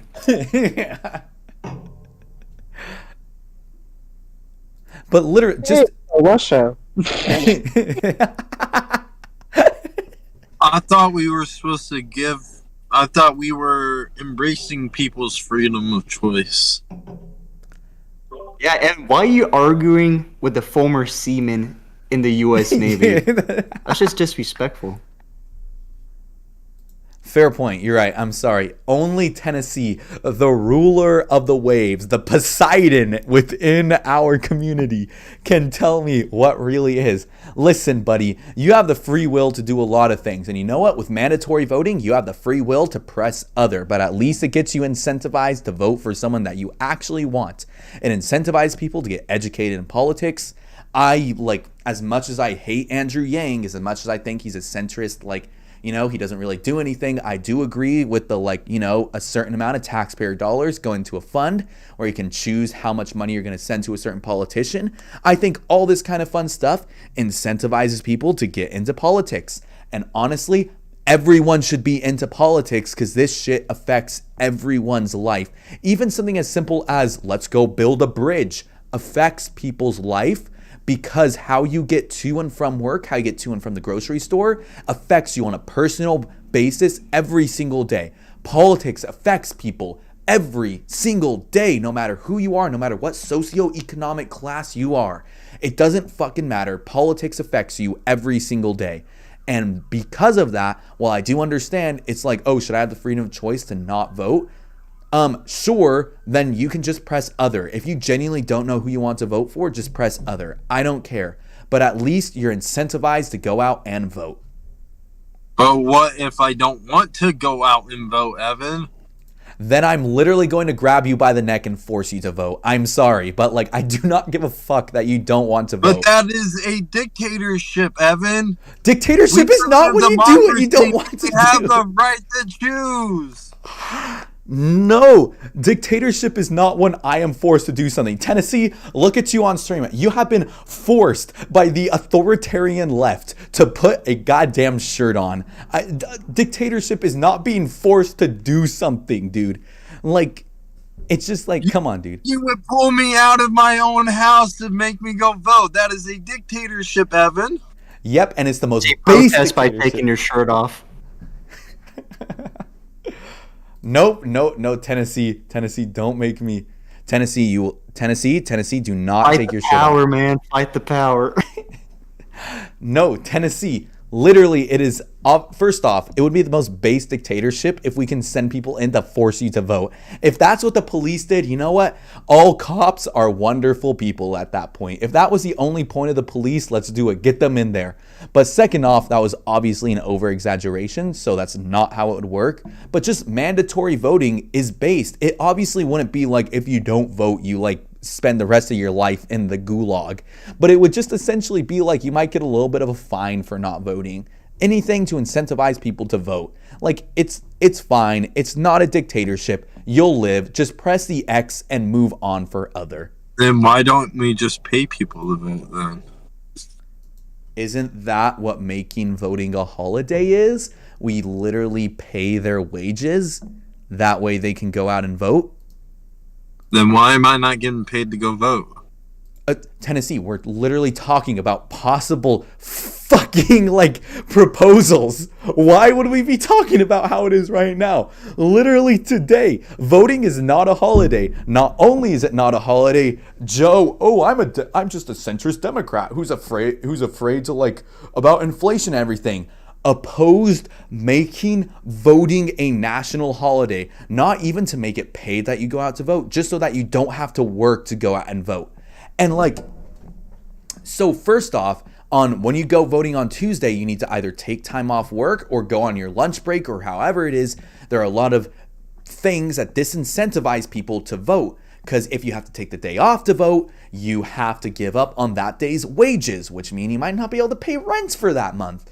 Or like if you have to take a lunch break, oh shoot, if it's a long line to vote, as we've seen in a lot of communities of color to where there's literally one fucking voting station for like a population of 100,000 people, and you have to take, for your 30-minute lunch break, walk on over to the polls, and suddenly there's a line of like 100,000 people waiting to use their one broken ass fucking machine.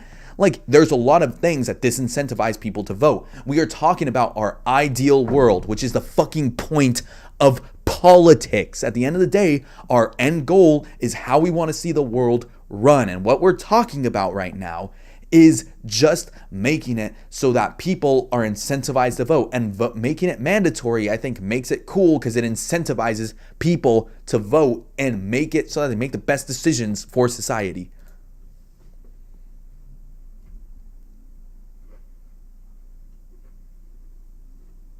Evan, never argue with a man whose phone is behind his steering wheel. He's going to drive over and slap your nuts. And the Fiat 500 Abarth, correct? Just a Fiat 500, Evan. Oh, okay. I see. Either way, based car. Fiat 500 is definitely slept on, not gonna lie. That and the Fiesta ST, both based cars. But either way, yeah, no, I will send the non-voters to the gulag. I have to go now, Evan. Have a good night, everyone. Goodbye, Tennessee. Sweet dreams. Sleep well, my friend. Jesus Christ, it has been going on for an hour. Yes, indeed. Oh, yes, indeed. I'm so sorry. And then there were 3 or 2 because Simeon looks high as fuck. And that is okay.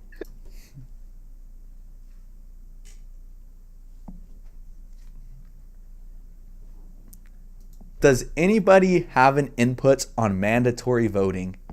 I promise I won't get as triggered as I did with Tennessee. I hope he Voting wrecks should his be car. mandatory. That's my take.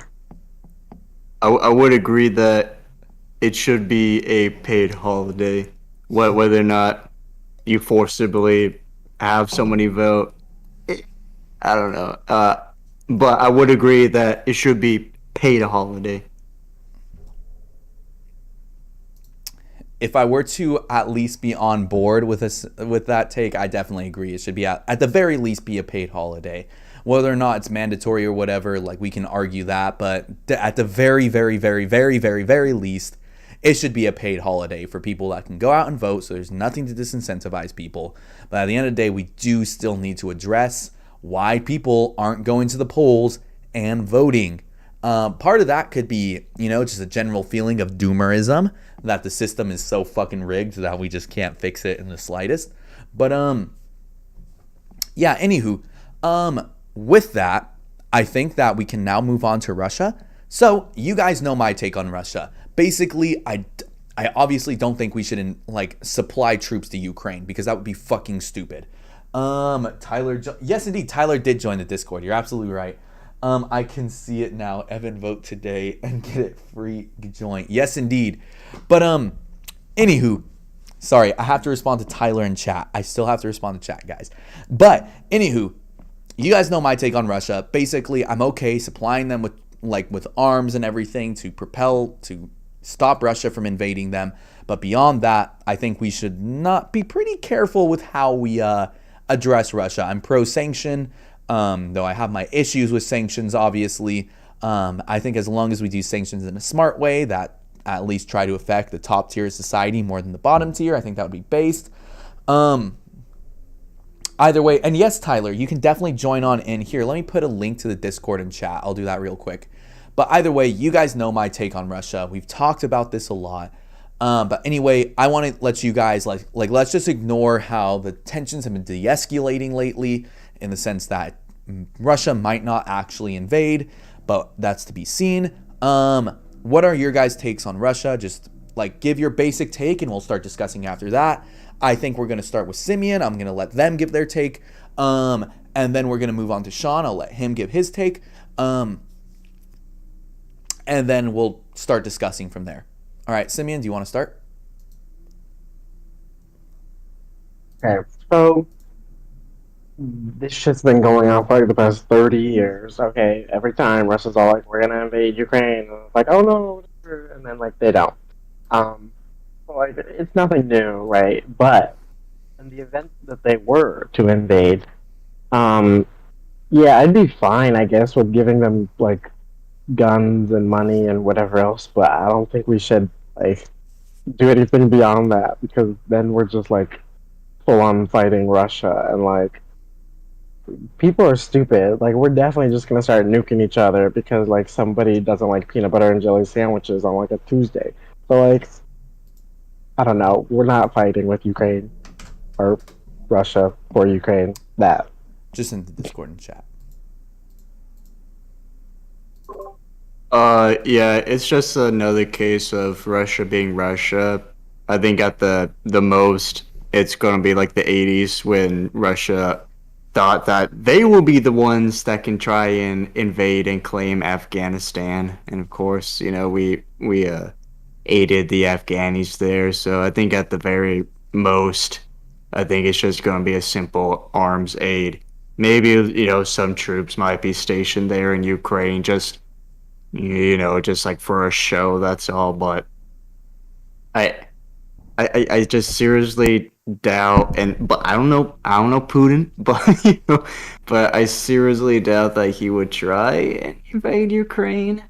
But would I be surprised? No, but I still think that it's just gonna be, if it is to happen, it's just gonna be like Afghanistan in the 80s, where you just supply them and then you then get Rambo 3, and hopefully Rambo comes back. The only issue is that Rambo has too many direct ties to the United States and will lead to thermonuclear warfare, which is the canon ending to Rambo 3, by the way. The thing is, I feel like while Putin keeps posturing and everything, but the thing is, he's taken military action against Ukraine in the sense that he invaded Crimea, in the sense that didn't he invade Georgia back in 2008, I believe? Putin's been very explicitly expansionist throughout his presidency, a dictatorship essentially. And I feel that with the Ukrainian situation is that I think even troops, any sort of troops, I mean even kind of symbolic troops on the ground in Ukraine is too much in my opinion, in the sense that I think that can still provoke war with Russia. In the sense that we're giving troops to Eastern Europe is literally just NATO powers in Eastern Europe. We're literally just doing it essentially to posture to Russia and to kind of, I guess, reassure our NATO allies in Eastern Europe to say we still got your back. Don't worry. We still got your back against Russia. So I guess when it comes to putting troops on the ground in Eastern Europe, I think they should literally just stay within NATO. I guess we don't really have a choice because Belarus is very much on the side of Russia, or Bulgaria. I think it's Belarus, correct? If I'm not mistaken. Let me look at a map of Europe. It doesn't really matter, I suppose, for this general conversation, but I think that any troops on the ground beyond NATO powers is going to be too much. I think I do agree with you that it might end up just being kind of Afghanistan situation to where we just kind of funnel money. I think the difference here is that it is literally a fully fledged government, to the point that when we started funneling money to Afghanistan had already fallen to the Soviets, and it was a bunch of guerrilla groups that were kind of just fighting off the Soviets at that point. Thanks to, I don't remember the proper name for the precursor to Al-Qaeda, but Al-Qaeda for all intents and purposes. But with Ukraine, it is a proper developed state. Not saying that Afghanistan wasn't. It's just that it had already fallen at that point during the Soviet-Afghan War. I think just funneling weapons to Ukraine at this point is the best that we can do. And sanctioning Russia is always also the best that we can do. I think giving enough arms to Ukraine to the point that it can fight off Russia, to the point that it can at least have some sort of leverage on the negotiating table, is the best that we can do. Because there's no way that Ukraine's winning a war against Russia. There's just no fucking way. Russia is a much more developed nation. It has one of the strongest militaries on earth. It essentially has a superpower military. And I think just essentially giving arms to Ukraine to the point that it can fend off Moscow enough that, it can bring them to the negotiating table and not absolutely fuck Ukraine. How likely that is beyond me, to be honest. But beyond that, I just don't know what the best point. I'm just not enough of an expert on geopolitics. That would be my best case scenario for Ukraine with my own education, though it could be completely different.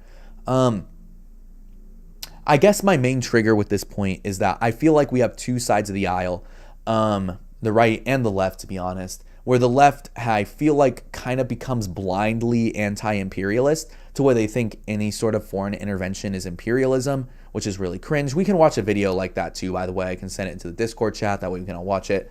But and from Tucker Carlson, who's kind of like playing this faux populism to where he's saying like, oh, we have so much to deal with here in the United States, like why are we helping Ukraine? When it's like he doesn't give a shit about that. He doesn't give a fuck about the working class here in the United States. He doesn't give any fuck about like focusing here on the United States. I guess my main trigger is just I feel like people are kind of, I don't know. I suppose that we're getting to the point that we're becoming pro-isolationist to the point that I feel we're becoming pro-imperialist from other nations in the sense that Russia is an imperialist power. They're trying to take over Ukraine for their own reasons.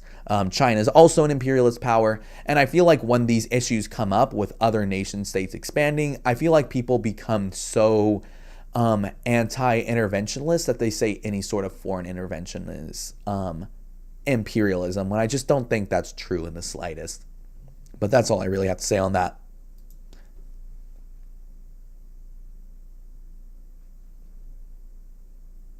Yeah. I mean, I agree with all that, but I think one important thing in this particular situation to think about, and that the media doesn't tell anybody about, is that like we legally like have like no obligation to defend Ukraine. So I don't see why like they're like putting troops, NATO or not, in Ukraine is like even an option. Like we have no like we don't have to defend them. There's nothing like tying us to them. We don't have to do shit. I mean, I guess Russian imperialism is bad, but like also like I'm not trying to end the world, and I mean that's about it. Sean, do you have anything to add, or can I respond? You got it. So I think while obviously we don't have an obligation to Ukraine, it's not a NATO power or anything. If Ukraine was a NATO power, this would not be an issue right now. But I think the issue is that imperialism is bad no matter who's doing it. And I think having like essentially just letting Russia invade Ukraine with no Western interference, obviously dooms Ukraine, because without any sort of Western aid, Ukraine's fucked. And even with Western aid, Ukraine's still fucked, just less so. My main thing is that this just kind of seems like appeasement to me, in the sense that we're just kind of letting Russia do what it wants within Eastern Europe, and that's just historically never worked. I mean, you look at the Nazis in World War II, and really any form of appeasement in days beforehand. I think that making sure that Russia knows that it needs to stay within its borders, in the sense that we will like at least aid Ukrainian sovereignty, shows that Russia can't, just expand militarily, and that's how it gets its economic advantages and stuff. And instead that, I guess this might sound a little bit Western chauvinist to me, but like it kind of needs to come in line with the rest of the world, in the sense that the rest of the world is so codependent, and that really discourages war, because economic codependence essentially means that if we were to go to war with China, even if we bring out the nukes, would mean that both our economies are absolutely devastated, because we're so intertwined with each other, we're so codependent on each other. And that includes war with the United Kingdom, war with the European Union, however it might be. economic codependence is really good deterrence to war. And Russia just doesn't do that. Like, Russia is not super involved in the West beyond just its oil deposits and everything. To the point that this is why I think it's taking military action and everything. There's warm water ports that it wants. There's making sure that Ukraine doesn't become a NATO power. That's obviously in its political agenda. I just think that not doing anything with Ukraine, even just as simple as funneling arms to Ukraine, beyond that, of course, I don't support it. But I think that just showing Russia that if it does continue to expand, like show this expansionist behavior, then not only will we supply arms to the countries that it's trying to invade, we will also sanction the fuck out of it. Essentially showing that, yo, Russia, it's the 21st century. You can't do this shit anymore. And honestly, just to make sure I don't sound super duper pro United States, during the United States invasion of Iraq, if other countries put sanctions on the United States, I would say that they were in the right, to be honest. That the United States was acting really shitty, and throughout its invasions, throughout the Cold War and everything, it was still acting really shitty, and that would warrant sanctions. But at the end of the day, I do support punishing nation states for expansionist behavior, as I think that expansionism is just bad and that we should stop it no matter what. No, like, even if it's not necessarily our obligation, that I think there are geopolitical benefits to stopping expansionism. I would agree. Sure, we don't have a legal obligation to help Ukraine, but we definitely have a moral obligation, I would argue, in which Russia, you can't do that. You can't invade countries just because you want the wet dream of reclaiming the former Soviet Union, the United States being a global power that it is, and the military, of course. I just feel that we have a moral obligation to help countries in need. Now, I know, Evan, you have said we have used that for the wrong reasons, like Iraq, Iran, to where I feel like Bush was just trying to make his dad proud. But in an instance like this, to where Ukraine is, it's not on the wrong, it hasn't done anything. It's just Putin's, wet dream of trying to reclaim all this land, and I just feel like we have a moral obligation to step in and tell Russia that they can't just go around. Like you said, appeasement never works. Ask Neville Chamberlain. Actually, he's dead. But as you can see throughout history, it doesn't work. So we have the size and definitely the power to make a stand. Obviously, I think like the extremist nuclear war. Like if we can go through the whole Cold War of not going through nuclear war, I don't think that's going to happen over fucking Ukraine. All right, I'm not saying Ukraine is important, but for the entire world, I just don't see it happening at all. I mean, hell, this might just fizzle out at the end of the day. Like Simeon said, like Russia's been trying to do this for years and years now. It might just get high tensions, and then at the end of the day, it just goes out, fizzles, and then No maybe like in worries, 5 or 6 years, Tyler, something no else worries. happens again. But in terms of just Ukraine itself, I just feel we have a moral obligation if Russia decides to do any sort of advancements. Simeon, do you want to add to that? Or disagree, however you want to respond to it. I mean, I don't necessarily think you guys are wrong entirely, but like, if Ukraine is not going to be part of NATO, and if Ukraine isn't going to have like a different treaty or something with us, then it like will suck.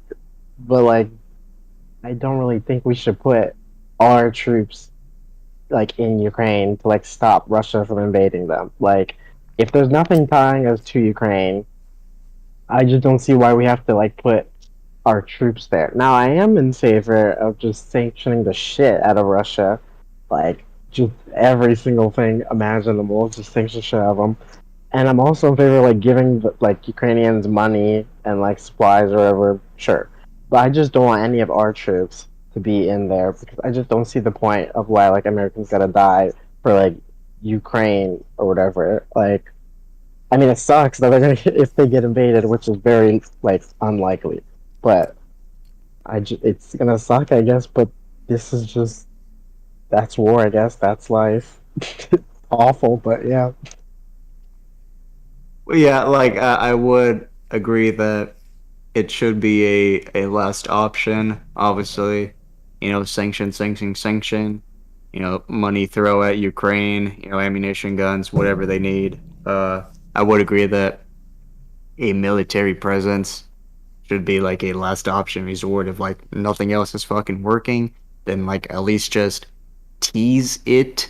Obviously, don't try and do actual like advance or anything. But if that ever does come up, then that's a whole other story. But yeah, I do agree that it should be like a last option. Of course, we have more non-war ideas of how to of how to Handle them. handle Yeah, things, such as absolutely. mainly economics. Yeah, no, honestly, I agree with everything both of you guys are saying. Um, I do not believe that how do I say it? I don't believe that we should ever put troops in Ukraine. No way we're gonna do that. Just that's bad. That will lead to nuclear war objectively. We've had very close calls. I mean, even if we look at something like Korea, we've seen like US and Soviet forces like exchanging fire, and that could have been really bad. But at the end of the day, I don't support direct troop action in Ukraine. I just don't support it. I guess then none of us really disagree, because I feel fundamentally we're all on the side of funneling money to Ukraine is good. Funneling arms to Ukraine is good. Sanctioning Russia is good to stop this behavior. I don't think these are appeasement type of behaviors, I should say. I think to Sean's point of like showing a military presence, I think that is the main point of, oh, hello, Nick, welcome back. I think showing a military presence in, how do I say, in Ukraine is, I mean, not Ukraine, sorry, our Eastern NATO allies, like, like the Baltic states, Poland, all that kind of fun stuff. I think they mostly put it in the Baltic states, if I'm not mistaken. Like these are good ways to show Russia like, yo, you still can't fuck with NATO, yo. I guess really my main point of this conversation was because I don't feel like we fundamentally disagree really on anything. Like what Simeon was saying when they said, how do I say it? That they don't support sending troops to Ukraine. I also don't agree with that. And basically just funneling arms and money to Ukraine, I support that. Like these are good ways to deter Russia from invading. I guess my main issue is that I feel like when people are explicitly anti-interventionist, this includes things like sanctions and things like, well, sending money and arms to Ukraine. In the sense that like when people are like when I see it, whether it's from the right or the left, like when Tucker Carlson says, why are we getting involved in Ukraine? He means literally, why are we getting involved in Ukraine at all? And like that includes sending them money and sanctioning Russia. Basically, we should take our hands off this situation at all. Sometimes they'll say sending troops to Ukraine, which I don't think is on the Biden administration's table in the slightest. Because, I mean, Joe Biden was a senator throughout the majority of the Cold War, so he understands Cold War politics. Or I guess not the majority. You guys understand what I'm trying to say. So, yeah, I suppose we all don't necessarily agree. What my main trigger throughout this whole situation has been is that just I feel like I've seen some gatekeeping on the left in the sense that if you are pro at least some sort of aid to Ukraine, you are somehow pro-imperialist. I can find a TikTok to show you guys that I think highlights this the best. And from the right, obviously we have faux populism from Tucker Carlson, but that doesn't matter as much to me because Tucker Carlson's a fucking idiot. But yeah, I can find that if you guys would like. But in the meantime, I don't know if you guys have anything to add to that.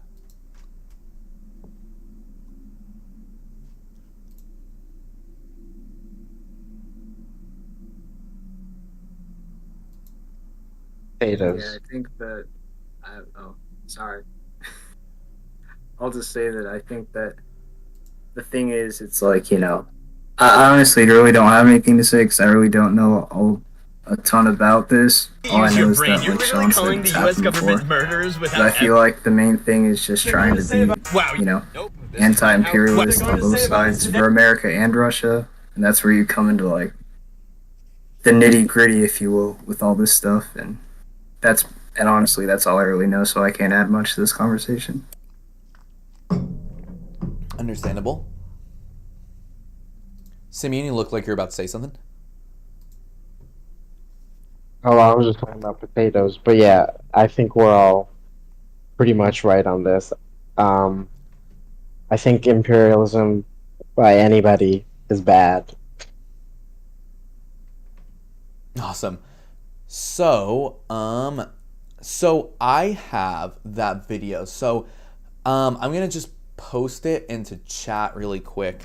And by chat, I mean the Discord chat. I'll also post it in chat for everybody else because I have been not showing you guys what I see over here in live stream chat. Sorry for neglecting you guys.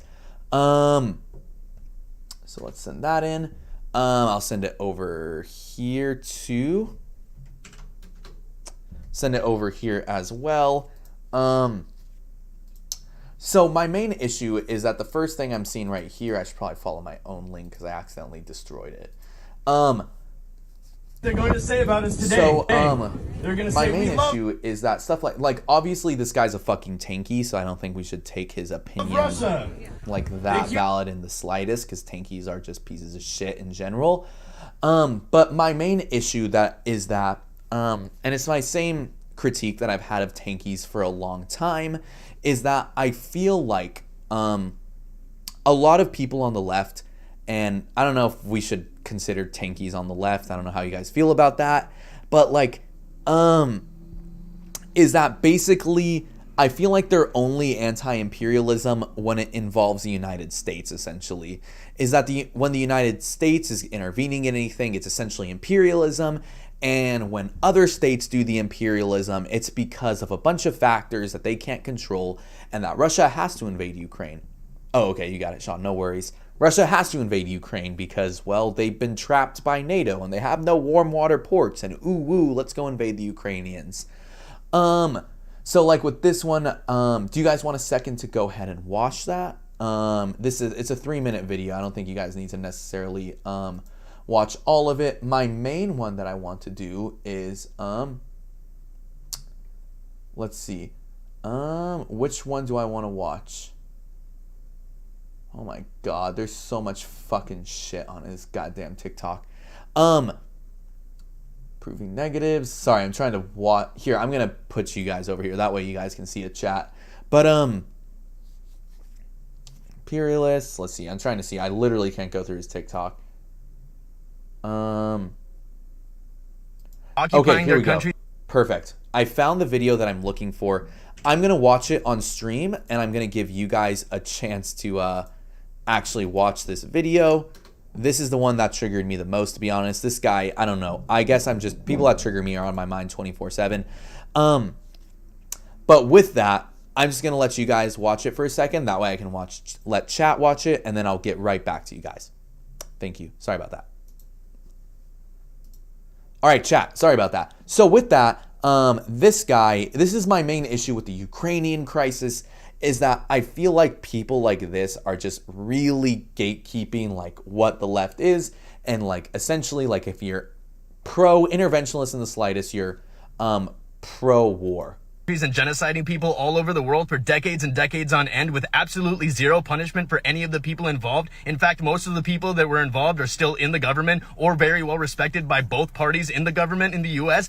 None of them have been ever punished. Even though that's all true, I still think the U.S. foreign policy has changed somehow. And when we talk about democracy in Ukraine, that's definitely a true thing that we actually care about. And it has nothing to do with energy resources in Europe that are being provided by Russia right now. It's all about democracy and freedom. And we definitely don't kill civilians like we did last month in Syria with a bomb that we dropped on fucking children. Yep, the U.S. definitely cares about, democracy and freedom. Yep, their foreign policy has totally changed, even though there's absolutely no reason that it ever would, because nobody has ever faced consequences for any of the disgusting things they've ever done. I'm really smart. I'm a really smart leftist. Yeah, So we're just going to go into this. Okay. So let's get into this. I'm just going to let everyone decide to watch this. Okay.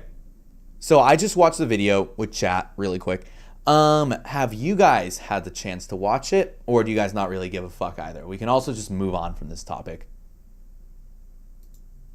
I watched it on the live stream. Oh, okay. That's also cool. Yeah, I watched it, and it seems to be, well, I mean, I think Evan, I don't know if you guys know Hassan Piker, but I watch him on Twitch all the time. And he has the same point as this guy, it seems, where it's like, or there's probably a lot of nuance, but it kind of sounds like, I think Evan was saying that he has a problem with this, just like this video, where, like, they say that you can't be a leftist and support NATO, and I'm honestly just kind of too dumb to get into all that, so I was wondering if Evan can maybe explain that point of view of being a leftist and still being pro-NATO. I definitely can. But before I do that, I just want to give everyone else a chance to maybe give a quick take on the video, and then we can go from there. Simeon, do you want to try and start this one off? I just nah. I'm gonna say you shouldn't handcuff yourself to a specific viewpoint politically. I still think if and from Fairly Odd Parents, the rules in the book is supposedly like some political aspect that the do's and don'ts of what you can believe. I always find this idea of handcuffing yourself to a political view or political side to be rather fucking creepy. I've always been in the mindset that, well, you can follow somebody like that, but of a certain side, of course. But at the end of the day, you should have your own mind point, and if something contradicts a certain viewpoint, then just say fuck it. That's just like what I believe. I don't care what this guy in his fucking Honda on TikTok has to say. But yeah. Good way to point it. I definitely agree with Sean completely. I think there's a difference in being a centrist and also not necessarily believing everything that your side of the aisle believes in. So I definitely consider myself a leftist, but I'm also pro-gun for my own leftist reasons. So what I think for this whole NATO situation is that NATO in the past, and honestly probably now still, has been a tool for U.S. imperialism. I don't think there's really any way to put it differently than that. I don't think it's been the main vestige of U.S. imperialism. Don't get me wrong. But like what the U.S. did in Europe during, post World War II, is objectively imperialism. We pretty much rebuilt Europe and pretty much made them kind of our bitches for a little bit there. There was obviously more sovereignty within Europe than, say, the Warsaw Pact. France, I think, is an excellent example of that. Either way, though, like stuff like the Marshall Plan was still a tool of U.S. imperialism in the sense that we rebuilt Europe, made them our ally in order for our own geopolitical goal. I don't think it was completely like just we're super nice to Europe and we're just going to rebuild them because of the kindness of our heart. I mean, even in history, we learned this in the sense that it was to stop the spread of communism, right? Exactly, Sean, you're right. Out of the kindness of our heart. My main thing, I suppose, when we're talking about being pro-NATO, yet also being a leftist, is that being a leftist, I think, in the sense that if you really believe in like the doctrine of leftism, if you believe in the sense of like global, and I mean global kind of proletariat unification, I should say, is that you have to be anti-imperialist, period. You have to be anti-imperialist. And doing nothing in Ukraine, and I mean absolutely nothing, no sanctions, no money to the troops, no funneling arms, is a pro-imperialist sentiment in the sense that it enables Russian imperialism, right? So, the reason that something like NATO per se is still relevant in a post-Cold War society is because Russia has shown that it is just kind of pro-imperialism, to be honest. Like, NATO, after the fall of the Soviet Union, was never going to be a for sure thing. It wasn't going to be forever. NATO didn't know exactly what its purpose was after the fall of the Soviet Union. And for a while there, Boris Yeltsin was not necessarily anti-NATO expansion for his own reasons. But once Russia became, really imperialistic, suddenly there was a reason for ex-Warsaw Pact, ex-Soviet states to become a part of NATO. Like, Russia was just so objectively and overtly imperialistic that, NATO became relevant again, I guess, to put it slightly. I guess we can say that Russia felt like it was being choked by NATO, but Russia only feels choked by NATO because it's been expansionist, because it's been an imperialistic state, because it's been, threatening its neighbors that if they don't stay in line, they might be invaded. Essentially a post kind of neo-Soviet Union type thing. So NATO has been proven that is still relevant in today's society. And from a leftist perspective, if you're anti-imperialism, NATO's the best option against imperialism, just to put it slightly, just to put it very bluntly. I understand that it's mostly funneled by money by the United States, which is an imperialistic power, and most of Western Europe are also imperialistic powers. But at the end of the day, the one who's doing in the game of imperialism, the one that's doing the most imperialism right now, is Russia within your Eastern Europe, of course. It is Russia, and thus, as a leftist, to be pro-NATO, you don't necessarily need to be super duper pro-NATO in the sense that, oh, yay, I love NATO. You just kind of need to see it as the best alternative to Russian aggression, I suppose. And I think, to me, this idea that NATO's only there for imperialistic means, I do understand the sentiment, don't get me wrong. The US and NATO don't exactly have the best history with imperialism, to put it lightly. Just right now, Russia is the most overtly imperialistic within Eastern Europe, and NATO's the best counter to that. And within the states that don't want Russian imperialism, NATO's the best way to do it. They have more sovereignty within NATO. You need to apply to be a NATO member. NATO's a defensive pact. NATO nations often disagree. France and the United States during, the Cold War. Turkey and the United States aren't exactly besties, we should say. So I think from a leftist perspective, you don't necessarily need to be pro-NATO, but you should be anti-imperialist and understand that NATO is the best way within your Eastern Europe, of course, that's only our frame of reference right now, to be anti-imperialist. It's a defensive pact. Essentially, if you invade one member of NATO, the rest of NATO is going to come to your aid. So it's a really good deterrent against Russian invasion, because if Russia invades a country, that means that thermonuclear war, and nobody really wants that. So that's my main problem with this gatekeeping, I feel, from the left, in the sense that, I do understand not being skeptical of U.S. foreign policy because of its very sussy history. But I don't like this kind of gatekeeping that, oh no, the U.S. is doing foreign policy. This must be the imperialism, guys. The U.S. Whoa, guys, the U.S. did the imperialism in the past. That means that this is imperialism right now. Whoa, guys, be scared. And that's kind of my main issue with and honestly, Hassan's take too. I really didn't like Hassan's take on the Russian situation. I felt like it was short-sighted. It did not have historical context. It just was essentially U.S. bad. I understand Russia bad, but the only reason the U.S. is getting involved is because of imperialistic reasons.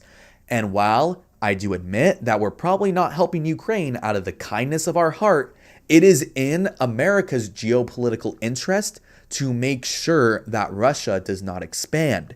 That includes with Ukrainian sovereignty, not as a U.S. puppet state or any of that kind of stuff. Simply, it is in the U.S.'s geopolitical interest to keep Ukraine sovereign because it deters Russian aggression. To put it simply, it doesn't need to essentially be that we're going to control Ukraine in the sense that we've done with, like, you know, Central and South America. It's just literally Russian expansionism is against U.S. foreign policy goals, and thus we want to stop it. If that includes a sovereign Ukraine, that's completely fine, as long as we're stopping Russian expansionism. And that's essentially my reason from a leftist perspective that I think it is completely okay to be not necessarily super duper pro NATO, but at least understand that NATO is the best alternative to deter Russian expansionism, because they are the imperialistic power within Eastern Europe right now. And in order to not repeat myself, I'm just going to mute myself. Question I have then is, like, I think from what I understand, the reason that they would want to expand is to reach the Black Sea. I'm pretty sure, and that would be good for, like, trade and stuff, I guess. So is there, like, a way that, or do you think there's, like, a way that can be, like, worked out or something, or is it just, like, you know, bad stuff's gonna happen? I've been thinking about this too, and honestly, to put it simply, I don't know. In the sense that, like, the reason they invaded Crimea was to have access to a warm water port on the Black Sea, because they had been leasing a port, if I'm not mistaken, on the Black Sea. If anybody can correct me on that, if I'm wrong, then please do. I think they had been leasing a port from Ukraine on the Black Sea, and then when Ukraine had its whole turbulence in 2014, they were like, oh God, oh frick, they might become more pro-NATO, so we got to take over Crimea, essentially, to ensure we still have access to the Black Sea. So yes, there are materialist reasons that Russia is expanding. They want more economic, opportunities within the Black Sea. They want a warm water port. With all these reasons, right? But Turkey and Greece, the ones that control the strait between Turkey and the Mediterranean. I can't remember the name of it exactly at the moment, but you guys know which one I'm talking about. That strait right there. NATO powers control that strait, so even if Russia has access to the Black Sea, as much to its economic advantage it is to have access to the Black Sea, you still have NATO powers controlling the strait right there. So if there was ever issues with war, they can just cut off their access to the Black Sea. To the Mediterranean and thus the rest of the world. And then more than that, like, you have the United Kingdom who owns Gibraltar, and like even then NATO essentially controls all access Russia has to the ocean, right? That is the main reason that Russia wants to expand, in order to not feel as trapped by NATO. The main issue that is that Russia kind of brought it upon itself to feel trapped by NATO. After the fall of the Soviet Union, I understand this is kind of a cucked Western position. After the fall of the Soviet Union, it was not guaranteed that all this shit would happen. Like, if Russia became, part of the free trade kind of, economic codependency of the rest of the world, this would not be as much of an issue, because, well, it would be in nobody's material interest to cut Russian access to the sea. It is the same way that, like I said before, war with China would be economically devastating to the United States, even minus the nuclear warfare, which obviously would be terrible, is because of economic codependence. The United States is dependent on China for its economy, China is dependent on the United States for its economy, and thus war between the two states is not in either side's best interest. With Russia, because, well, I understand how this sounds, it's not economically codependent like the rest of the European powers and the rest of the world, to be honest, at this point. Same issue with North Korea, is that, well, Russia can engage in these activities. Like, it is in their materialistic best interest to invade these countries. And obviously it is expanding because it wants to have more access to warm waters. Honestly, if Russia didn't act like Russia, this wouldn't be an issue. They might actually have access to warm waters. They might not have to worry about their neighbors becoming pro-NATO because, well, they're becoming pro-NATO because of Russian expansionism. And that's my main take on that.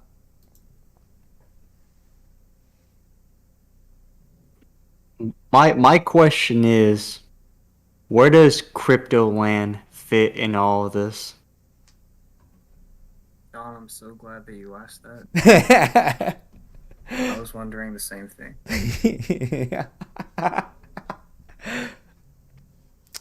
That is yet to be seen until Elon Musk starts, how do I say, launching his rockets into Ukraine, with no live bombs or anything attached to them, just Elon Musk just showing off his rockets and everything. That is yet to be seen. So until crypto land becomes, a actual thing, and cryptocurrency takes off, which I never think it will actually happen. I hope to fucking God it doesn't happen. That will never happen. When you were talking about the U.S. and China, though, it reminded me of like when we were kids, and you would look at like everything you owned for your class, and like your pencil box would say "Made in China," your pencil would say "Made in China," your extra eraser would say "Made in China" and everything, and everybody was like perfectly fine with that until like the last like 5 years, and then all of a sudden now everybody's so like anti-China, and they're like trying to not buy stuff made there, but like that's impossible because everything is made there for us.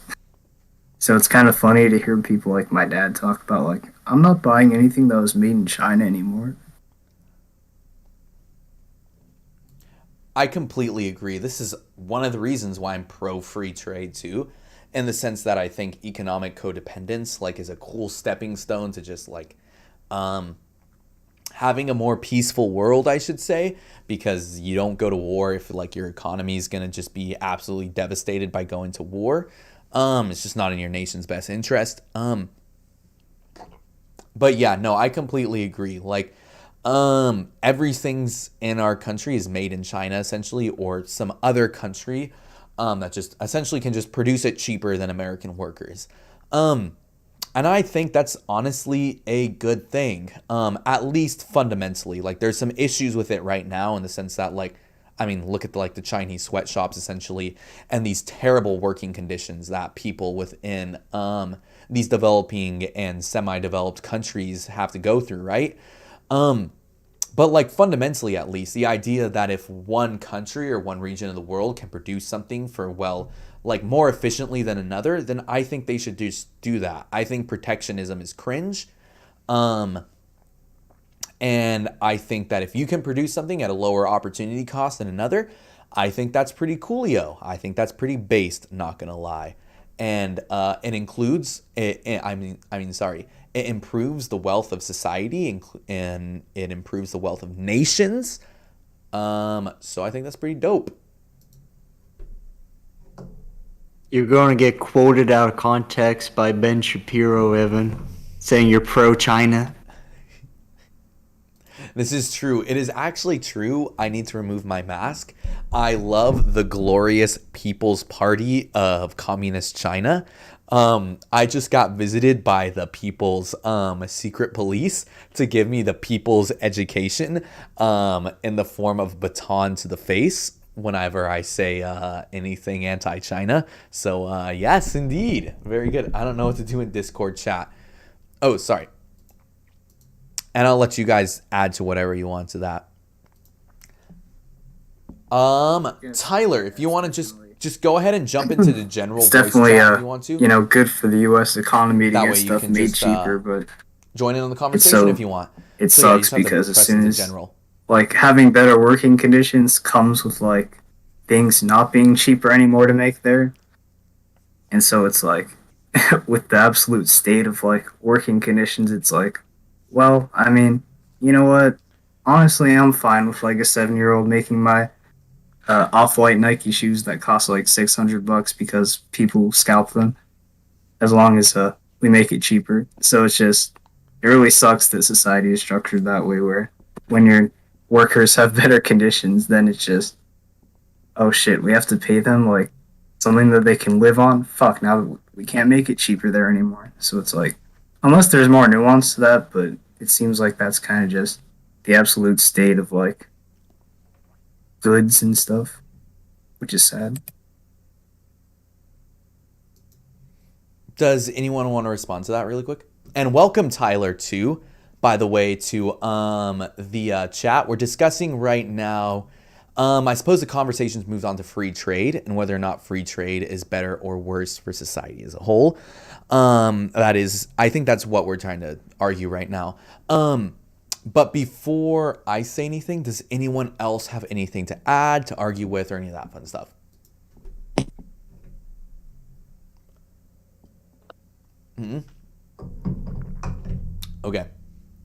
Okay, so there is a little bit more nuance to free trade. So when we're talking about opportunity cost, it's not just necessarily the wages that you pay somebody, though that is an aspect of it. Opportunity cost can include, it's essentially the cost of not doing something else. You know what I mean? So essentially so if I go to work one day, right? The reason that I am being paid for going to work fundamentally is not only just because it's moral, but when I go to work, and I'm going to give my labor to, whether it be a boss, however it might be, they are paying me for not only my labor, but my time. And how much I value my time, how much I value what I could have done with my time besides going to work, that makes it more worth going to work over doing that other thing, right? Like obviously there's different incentive structures, but fundamentally that's the point of opportunity cost. When it comes to free trade, what we're essentially saying is that when we talk about one country compared to another, that the one country that can produce something at a lower opportunity cost than another should produce that thing. So like in the sense that right now, I know that we're only talking about wages because that's the easiest way to do that.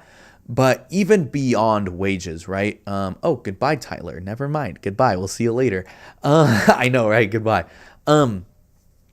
So the reason that things are cheaper in certain countries is not only because, well, labor costs are just cheaper, but also the country might just be structured to be more like an industrial producer than something else. You know what I mean? In the same ways that developed economies essentially, like if you were to produce shoes in a developed economy, just because of the education, because of, how structured the economy is, somebody choosing to, go and work in a factory to produce shoes might miss out on becoming, going to college and becoming a doctor per se. You know what I mean? So the opportunity cost might be of producing shoes, might be losing more doctors in a, more developed economy. So that's one of the main issues, right? If we go over to like the global south and more developing economies within Southeast Asia, wherever it might be, simply put, their economies are more geared towards producing things at this point. They haven't gotten to the point where there's roads and everything or not even just roads, I should say, developed to the point that losing out on a factory worker does not have the opportunity cost of a doctor, teacher, whatever it might be, just because of the state of the economy. It might just be like if somebody goes to school, right? Because your family's working paycheck to paycheck. You lose out on those industrial wages. I know Tyler's gone again. You just lose out on those industrial wages. But more than that, on a broader systemic level, free trade encourages, even if everybody's being paid equally, right? Certain countries might have more rivers that make it easier for, to trade between the country. Some countries might have more coal reserves, and thus building a factory closer to those coal reserves is just more economically efficient. Some countries, just via their geography, just via a bunch of other things, might just be more geared towards producing one item versus another. In the same way that you're probably not going to be much of a wood producer in the middle of the Sahara Desert, right? Free trade beyond just the wages essentially means that one region of the world, one country produces something more efficiently for whatever reason it might be. Right now, because we're doing through the lens of capitalism, we see free trade essentially being like, oh, this country's labor pool is much cheaper, so they're going to be producing this thing. And that's what leads to these images of constant exploitation and terrible working conditions, right? Which is objectively true. Fundamentally, though, free trade does mean that one region of the world will produce one thing that it produces more efficiently, and another region of the world will produce another for the exact same reason. So just encouraging free trade is not the same as encouraging exploitation, though right now it does seem like we have a lot of exploitation. Free trade just means encouraging economic efficiency, and even in a completely stateless society, that would still be the best thing to do, because certain communities, certain areas of the world will just simply be better at producing things than another area of the world. And I think it's good that we encourage it throughout making sure that we don't stop protectionism and whatever, that if you're best at producing something, you should probably produce that thing. And more than that, encouraging protectionism and whatever does harm the other area of the world that those like tariffs and whatever aren't being affected by, right? So like, let's say we encourage manufacturing jobs here in the United States, right? We essentially say you have to buy things that are produced here in the United States. That essentially takes the United States markets off of all these developing economies within China, Southeast Asia, the global South, however it might be. It takes the US market out of these economies. And just by the way the economy is structured at the moment, that will be devastating to these economies and will hurt your average worker. If the United States just says, you know what, fuck it, we are just producing everything within our country in order to make sure that our workers are doing better, well, just by the way that the world economy is structured, will mean that there is a loser in that kind of, how do I say, exchange. I know that I'm talking a lot about this, but I think that's all I got to say on that.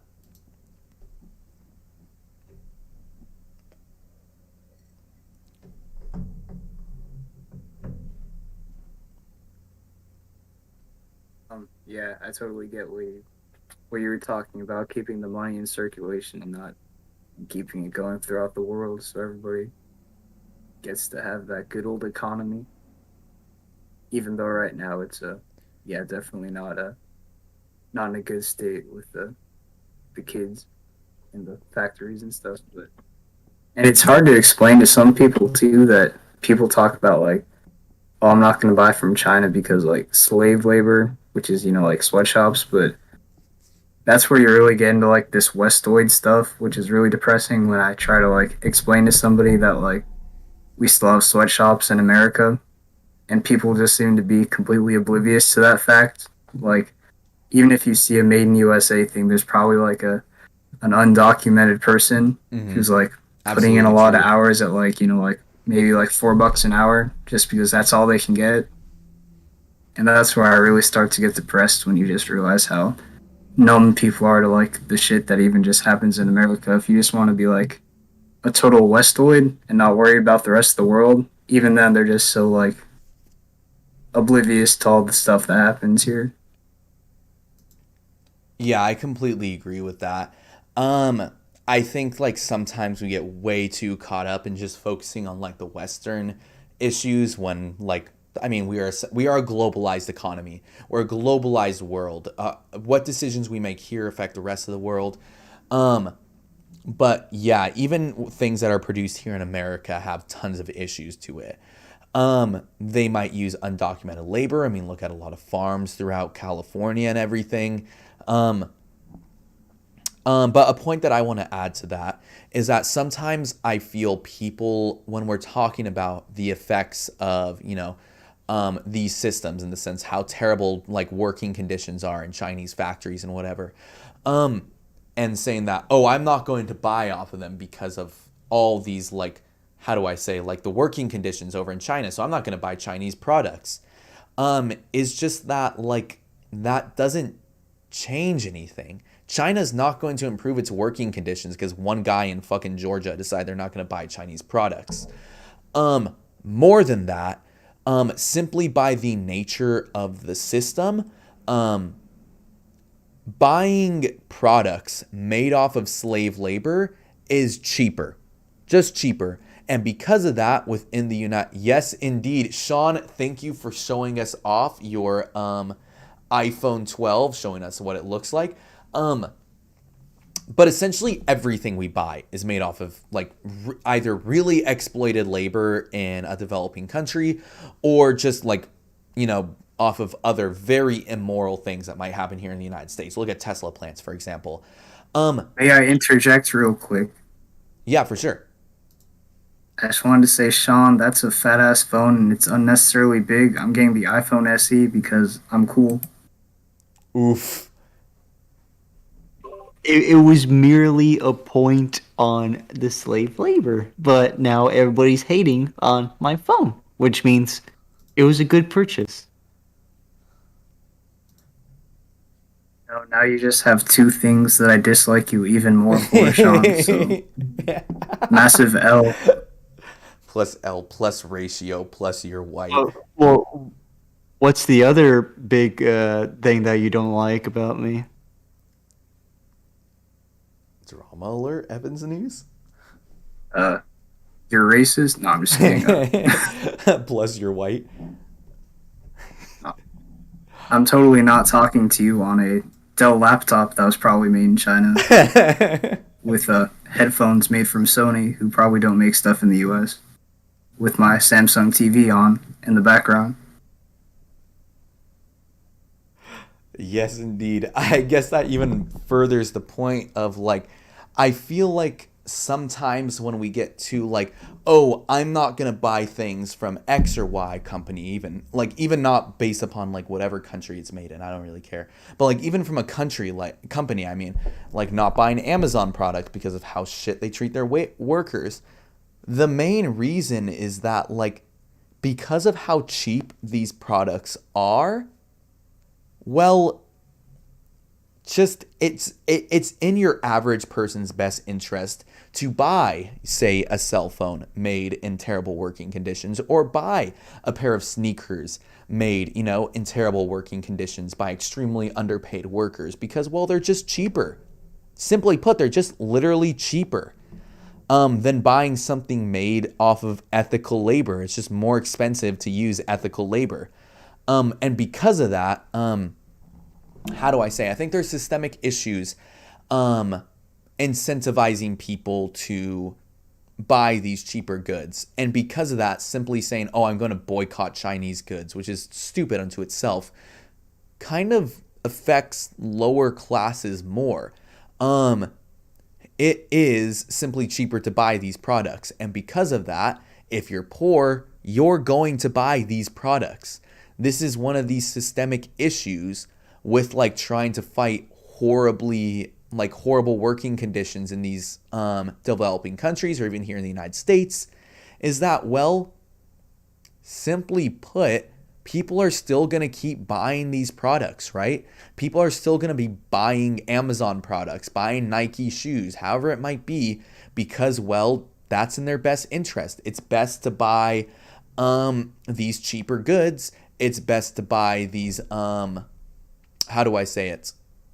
But yeah, essentially just cheaper goods, however it might be. Because just because they're cheaper. And that's my main thing with these individualist, oh, I'm going to just boycott this company, or we should just boycott this, because of how they treat their workers and whatever.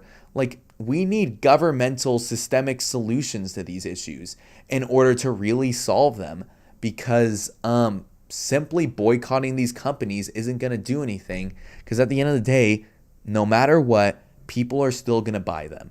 And individualist solutions of boycotting a company, boycotting, whatever it might be, just is never going to work, because of the way the system works is that, well, there's always going to be someone who's going to buy it for necessary reasons. That's all I got to say to that. Yeah, the debate of like consumer side activism has become more prominent, I think, even just in like food with like vegans and vegetarians. Because like I'm a vegetarian and I want to become a vegan, but like at the end of the day, that's just me. Because like I like animals, and I don't think they should be, fucking killed. But um, that's just me at the end of the day. And then it's like, even if then you go to like a fucking Panda Express or something, you just see like fucking bowls full of chicken and stuff, and it's like, huh, yeah, I'm not really doing shit. So that's kind of the same thing with like consumerism. And I was gonna add that um, having it's such a perfect system to have like make this stuff so cheaply so you can sell it cheaply, and then America has always been so like consumer crazy, like not to be that guy, but like Fight Club does a good job of showing how just like we are so ready to buy up any, and I've been guilty of this too. I have so many shoes that I never really wear because I'm just such a consumer brain, and that's just like it's sad because people just keep buying this stuff up, and a lot of people they just don't have the second thought of like, huh, maybe this is like really shitty for somebody else, and then it's a great way to keep people completely oblivious to the fact of like what the way that like that system works.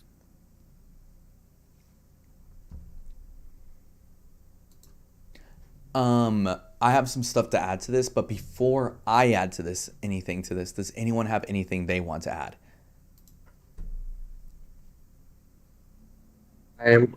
This is not really related. Well, kind of, not really. But I also became a vegetarian, like recently, like 2 weeks ago. Go vegetarians and vegans. Yeah. Nice, thank you. Thanks, David. Finally, a fellow brethren. People just don't get it, man.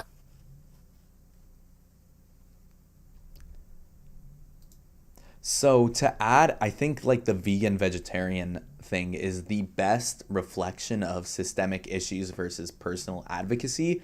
Is that honestly, guys, there's like no reason meat should be as cheap as it is. Beyond like government subsidies and everything, like meat's extremely cheap. But more than that, like moralistically, there's not a good reason that we keep eating meat. Like essentially our reason to eat meat is that it's good. Like there's no real other reason besides that. We're just like yum yum Borg, and then we go and eat the Borg. Same thing with veganism essentially, and honestly even too, there are so many environmental benefits to veganism. Like look how much just farts that cows put into the planet, which is helping global warming. But like Nick was saying, like, yay, I've been so much discipline on, being a vegetarian, being a vegan. And then I walk into Panda Express and there's bowls of chicken outside. Or I walk to McDonald's and half of the menu is Borg. Like, yay. Like, personally, I think it's great, feel good, wonderful. But, like, systemically, it just doesn't change anything. When objectively, like, everyone being vegan would be better for the environment. Just simply put, it would be better for the environment. But that's the main issue with, I think, personal advocacy is that it doesn't change anything.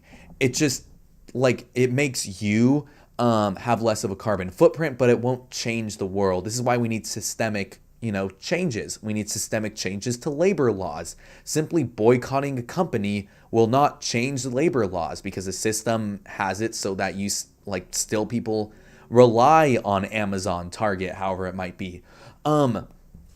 Same way with foods. Like, we can say that it would be better for the environment for everyone to go vegan, but if you're living paycheck to paycheck, have no time to cook, oh shoot, that McChicken from McDonald's is suddenly looking really good.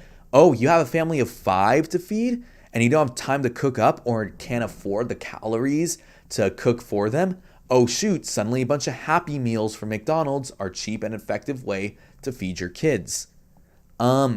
Yeah, no, there are systemic issues that I think really kind of mitigate personal kind of advocacy. So I completely agree with you guys.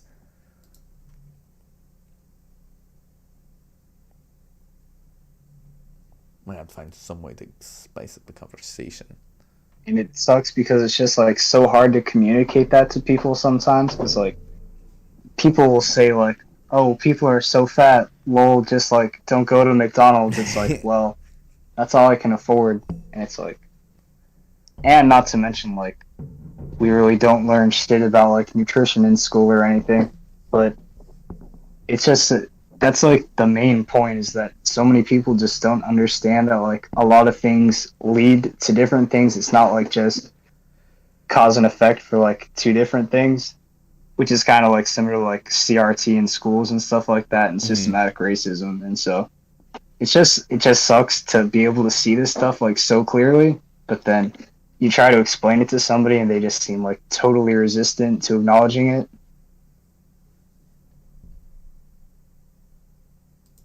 I completely agree. I think I think there might be a certain amount of projection on their part, in the sense that, well, I think a lot of the vegan hate, even though there's like a lot of cringe vegans and whatever, same with like any group, obviously, is, well, projection.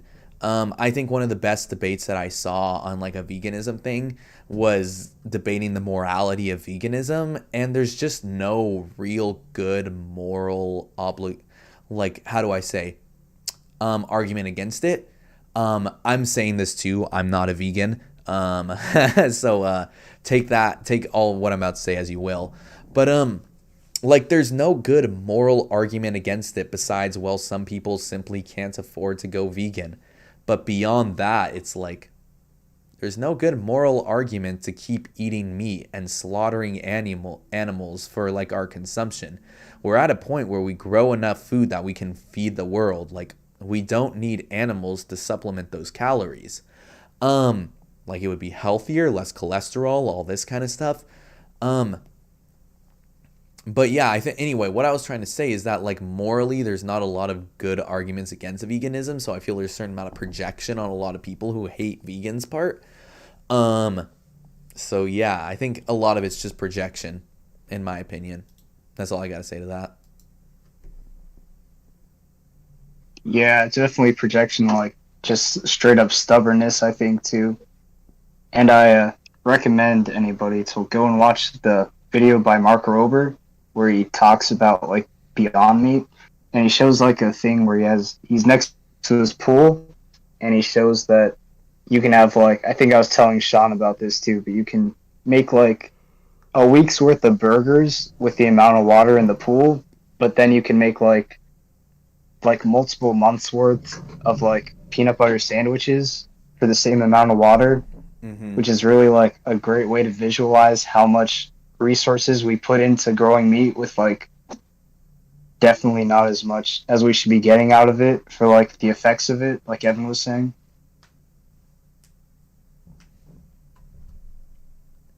Before I interject, does anyone want to add anything to what Nick has to say? Disagree, however it might be.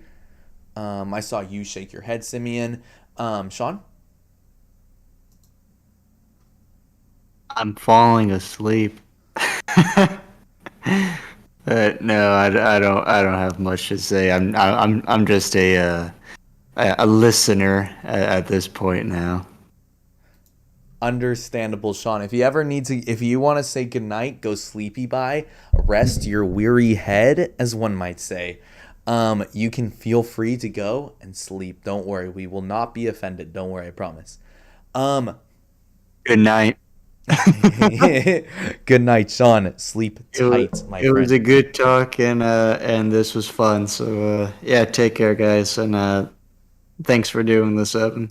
No problem. Go and knit your sweater, Grandma. No, I'm just kidding. What's that?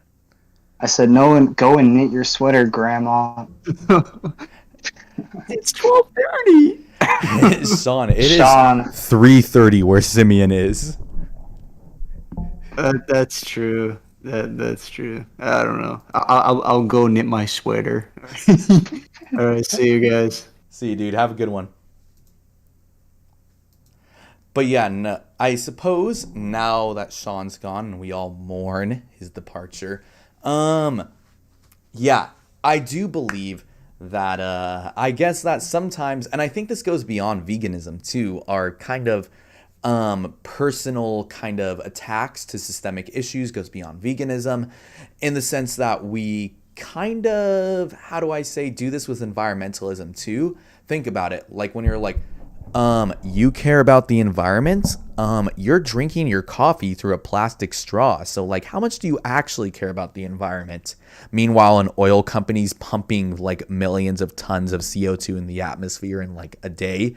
Um, like, there are a lot of systemic issues, and I think this might be just an issue with how much we essentialize things to individualism. Um, that beyond veganism, environmentalism, economic issues is that we keep pushing these individualist responses to them when they're just never gonna do anything. We need systemic action. What am I gonna do? Oh, whoopity doo, yay, I bike to work. It takes me 40 minutes to bike to work. Sure, I lowered my environmental footprints, but like at what cost to myself? Shouldn't we have more public transportation? Shouldn't we have better investment in green energy so that I don't need to put myself through a 40-minute bike ride just so I can work an 8-hour shift? Like, come on, that's fucking stupid. That's not fair. When I'm not the one that's killing the earth, it's systemic incentives. It's, well, the oil companies. It's so many other things that are killing the earth. Obviously, I have a part of it. Obviously, because, well, I live in the system, and because of that I have a certain environmental footprint. But more than my thing is the system is the reason for global warming, and I shouldn't be expected to suddenly curb my entire lifestyle when nothing fundamentally changes about the system. It's just not fair. Yeah, no, I've become kind of an annoying person like that because whenever I see somebody drinking like a single-use plastic or like just a water bottle, making another single-use plastic go into like the ocean, I get so irked off. But I have to remind myself like that's like that's like a grain of sand compared to like all the other shit that's going on. So I have to check myself before I become like a stereotypical annoying vegan about that type of stuff. I agree, I suppose. I do think like we should probably still like encourage people to stop using so many single-use plastics. Like if you can, I mean, like, you know what, like if you can afford to stop using single-use plastics, I think we should still encourage people. So I think it is understandable to be like irked off whenever people just keep using, like just essentially buying a bunch of water bottles when they don't need to. I still think it's fine to get irked off about that, but like broadly it is a systemic issue. But I still do think there's like, we should still encourage people to live like more green lifestyles. Oh yeah, totally, yeah. It's just like you'll never get that because the fucking single-use plastic is just such a fucking amazing way to transport shit. And it got me interested because like I was listening to an album by MF Doom, and he has a song that like it's a whole album about food, and he was talking about buying stuff, and it's like edible wrappers, I think he was talking about in the song, and that just made me think about like with like all the advancements that we make, I wonder if one day we'll be able to like have stuff to transport like foods in perishable foods specifically that like you don't have to use any plastic or any like paper at all, and you can just have it like I don't know, like an edible wrapper. That would be pretty sick. That would be pretty sick. Yeah, that would be pretty dope, not gonna lie. Simeon, do you have anything you'd like to interject with?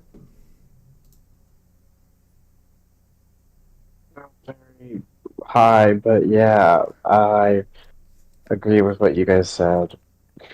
Plastic's bad. We should encourage people not to, but at the end of the day, it's really not going to make a difference if your one friend is using a plastic fork. Yeah, exactly. At the end of the day, dude, like, oh, don't use the plastic fork, but like you're not responsible for global warming, obviously. I think this is just like a symptom of kind of our individualist culture, to be honest, in the sense that we constantly preach that you're responsible completely for your own actions, which is just objectively incorrect. And that you are responsible for like every effect you have on the planet, which is also objectively incorrect. That you are an island of a person, not, an individual within the system essentially. So yeah, I do agree that this is a very like problematic way, and I think that this is just a reflection on broader society. Not only kind of, how do I say, environmentalism, veganism, like striking and all that, but also, well, just how we view things. Like, we view people that are like homeless people as, well, they're homeless by their own choices, I guess, and that they somehow deserve to live on the streets, I guess, which is just super cringe. But that is a reflection. If you have been raised to say that what happens to you is because of your own choices, because if you live a good lifestyle, then you made good choices. If you live a bad lifestyle, then you made bad choices. Well,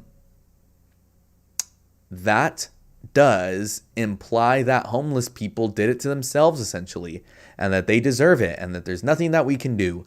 So yeah, this culture of individualism, even though I think individualism's cool, that I think we should all be able to do what we want with our lives and live the lives that we want. One of the main reasons that I'm pro just legalizing all drugs too. When it comes to systemic issues, just individualist solutions are really fucking stupid.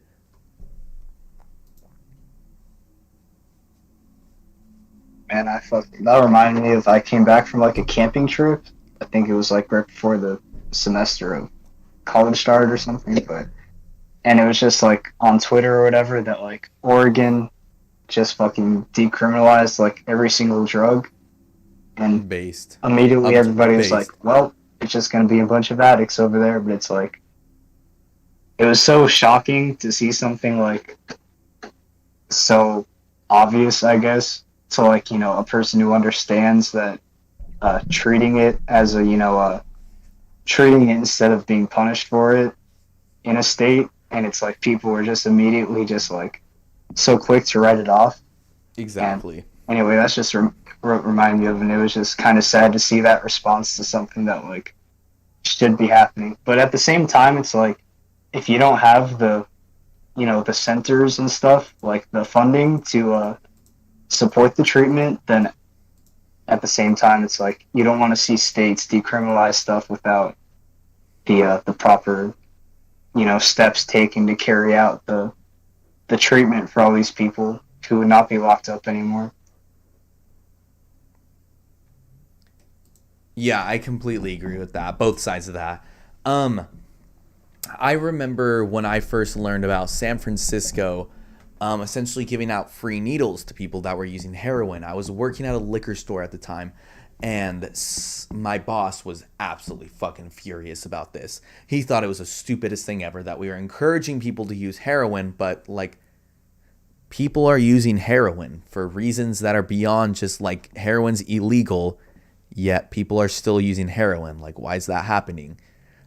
Isn't it better to make sure that they don't die of like, you know, blood diseases and anything else like that?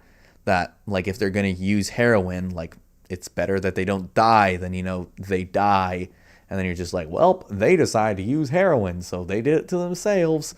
And it's just like, it's just such a terrible mentality to have. With Oregon decriminalizing drugs, I think that's fucking based. I think drugs should just be legal altogether. Like, if you want to do drugs, fuck it. Like, your own life. I don't really give a fuck.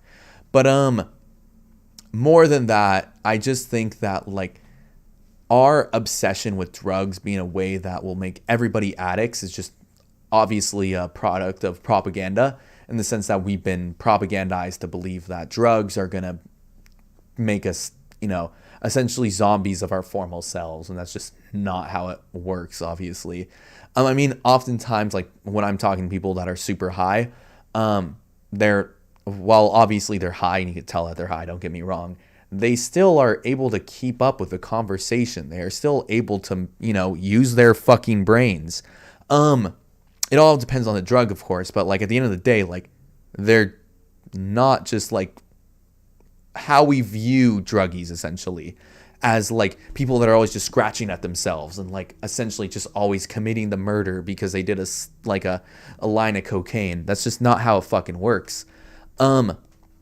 More than that, obviously punishing just doesn't just it doesn't do anything. And this extends beyond drugs too, with sex education too. Objectively, the best way to prevent sexual assault is sex education. A lot of people don't realize they've been sexually assaulted until they learn like that what happened to them counts as sexual assault, and that's really fucking bad. This is something that is worse for children too, by the way. But I feel like this culture of punishing, and I think this is something that it happens in America more than other developed countries, is that we are just so obsessed with punishing certain behaviors that, like, if you do drugs, you decided this, and thus we need to punish you for doing drugs, and that will deter people from doing drugs.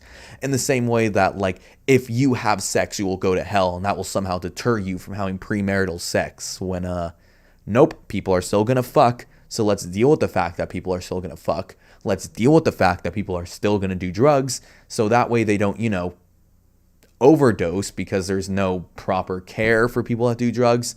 Make sure that they don't do, whatever happens, that the negative effects of doing drugs don't keep happening to people, and that, well, people can just do what they want and live happy, healthy lives. I think that's pretty based.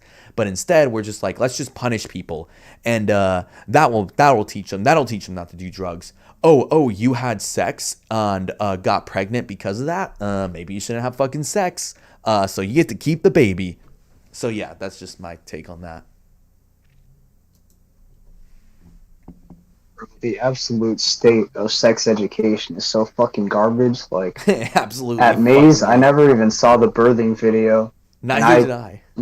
Jesus Christ. I was like, the form was perfectly, my parents didn't sign it saying I couldn't watch it. I was like, ready to watch that shit, and then we just like never watched it, and I was like, oh, okay, I have no idea what that'll be like, I guess. Thanks a lot.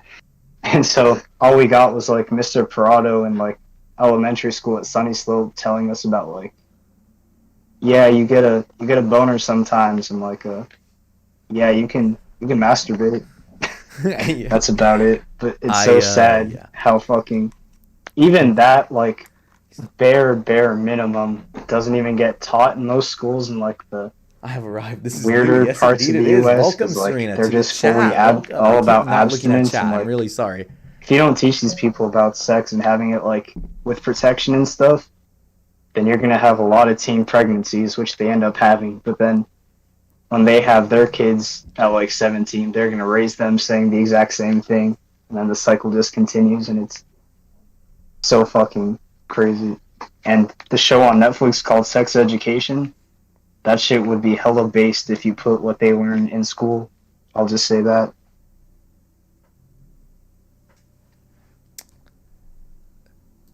Simeon, would you like to add anything? I completely agree with everything you're saying, by the way, Nick. Yo, Sex Education is a great show, so yes.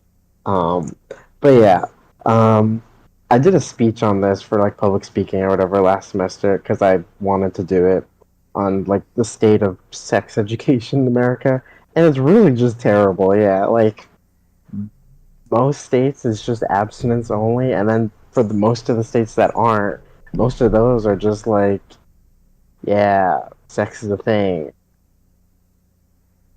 and like that's it. Like it's not really helpful, and people aren't gonna like not have sex. Like they're gonna have sex regardless. It's just like, do you want to like teach them about these things and like prevent teen pregnancies and STDs and all that other shit, or do you want to just keep saying don't have sex, and then they're gonna have sex, and then they're gonna like have an STD or whatever, or get pregnant at 16? Like, I don't know. It's stupid. Yeah, I completely agree. Oh, sorry. Go ahead, Nick. I was gonna say for Evan, if you haven't seen Sex Ed, it kind of actually, even though it's obviously like a highly fucking hyperbolized version of like, the stuff that you would ever get away with teaching kids in high school about like sex, because it also kind of focuses on like deriving pleasure in many different like sexualities, not just heterosexuality. But it did open my eyes to like the fact that even the minimum sex ed that we get, it's always heterosexual. Like you would never True get that.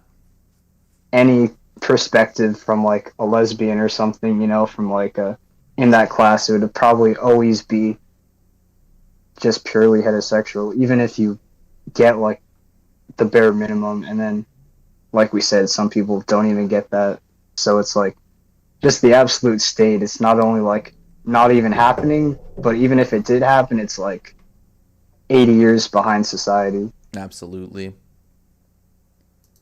I have not seen Sex Ed. I've been recommended it many times by Serena too.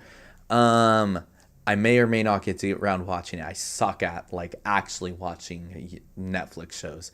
But yeah, I think you're completely right, Nick, and Simeon too, in the sense that what Nick was saying with that everything is heteronormative essentially. Cis heteronormative throughout our education system, which is again why we kind of indoctrinate kids to be cis and het. But more than that, we don't get anyone else's experience, because if we did, it would be as seen politicizing sex education beyond like how much they already say it is being politicized. But yeah, no, you're absolutely right, Simeon. In the sense that, like, how do I say this? All we ever do is essentially teach don't have sex. Somebody once told me that Serena once told me that the way that sex education was taught was essentially like, you know what the best way to not get pregnant is? Don't have sex. Which is like, yeah, no fucking shit, Sherlock. Obviously, if I don't have sex, I can't get pregnant. But like, if I do have sex, what are good ways to prevent pregnancy? What are good ways to prevent STDs? Oh shit, like let's have good education to do that. But I just want to say also that sex education should expand to beyond just like, oh, this is how sex works. You insert like penis into vagina, even though that's extremely kind of cis heteronormative, but you guys understand what I'm trying to say. Like beyond just the basics of how sex works, we should expand it to, you know, queer experiences too. Like that, hey, I remember having this conversation too, is that we define virginity as penetrative sex, right? That you lose your virginity when you have penetrative sex. And that's kind of a little bit weird, to be honest. Do we not consider blowjob sex, even though it's an innately sexual activity? Does that imply that lesbians never lose their virginity, as they may never have penetrative sex? What if a gay person doesn't want to have penetrative sex? Or even too, what if a straight person doesn't want to have penetrative sex? Does that mean that they're virgins for their entire fucking lives, even though they keep engaging in explicitly sexual activities? Like, that's a little bit weird. And I think sex education should expand that too, in the way that Nick was saying about like that we need to make it less cis heteronormative. Also, we need to teach, well, what constitutes sexual assault. That way, you know, when young people are sexually assaulted, they can more easily identify what is sexual assault. Because I think that would be really cool too.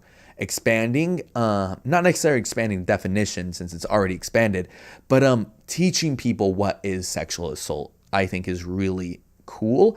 I think making sex, like the definition of sex beyond just penetrative sex, as even without penetrative sex, you can still have STDs and everything. I think these are really cool things, and I think we should be encouraging.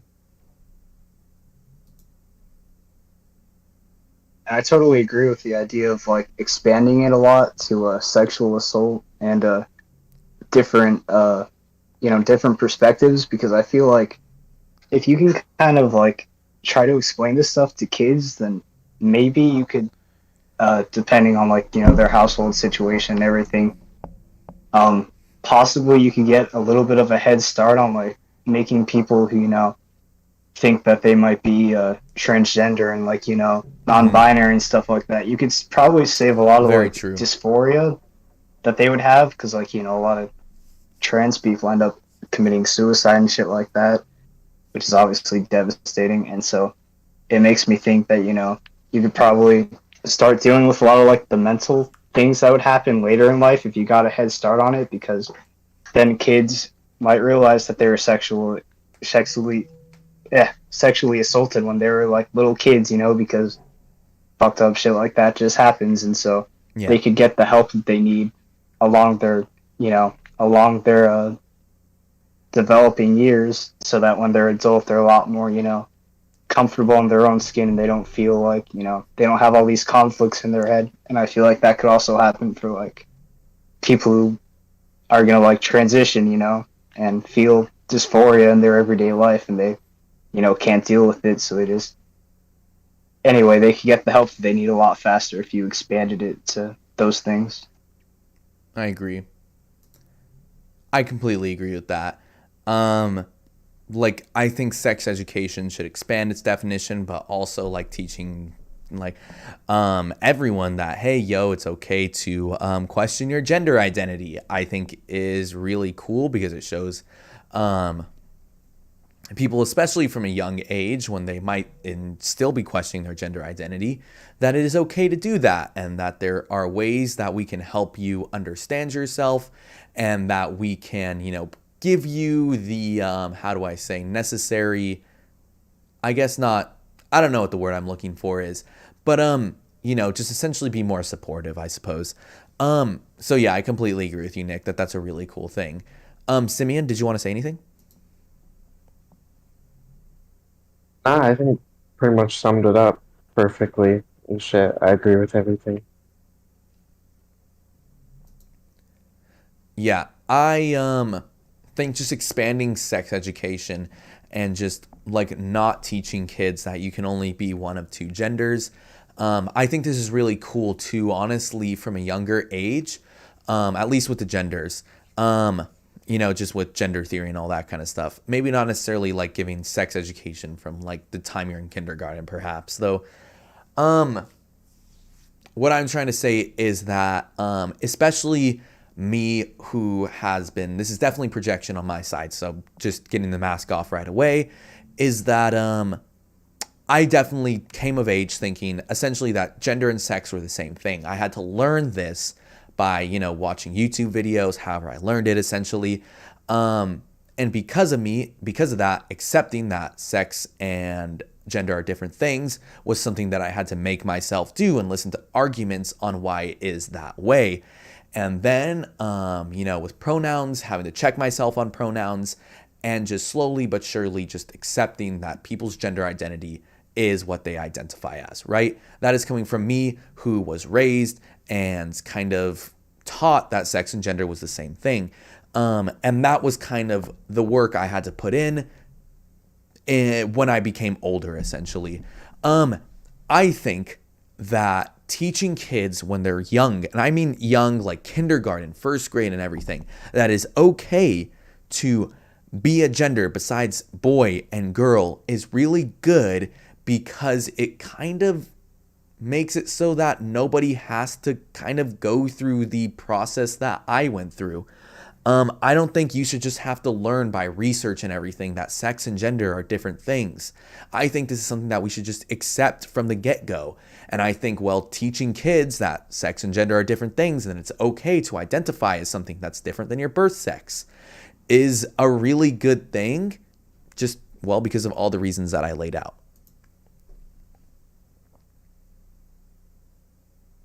And Sean made a point earlier about how people like, I was definitely down like the alt-right pipeline a little bit. I wasn't there as long as some people, but I definitely got exposed to that type of thought for a long time.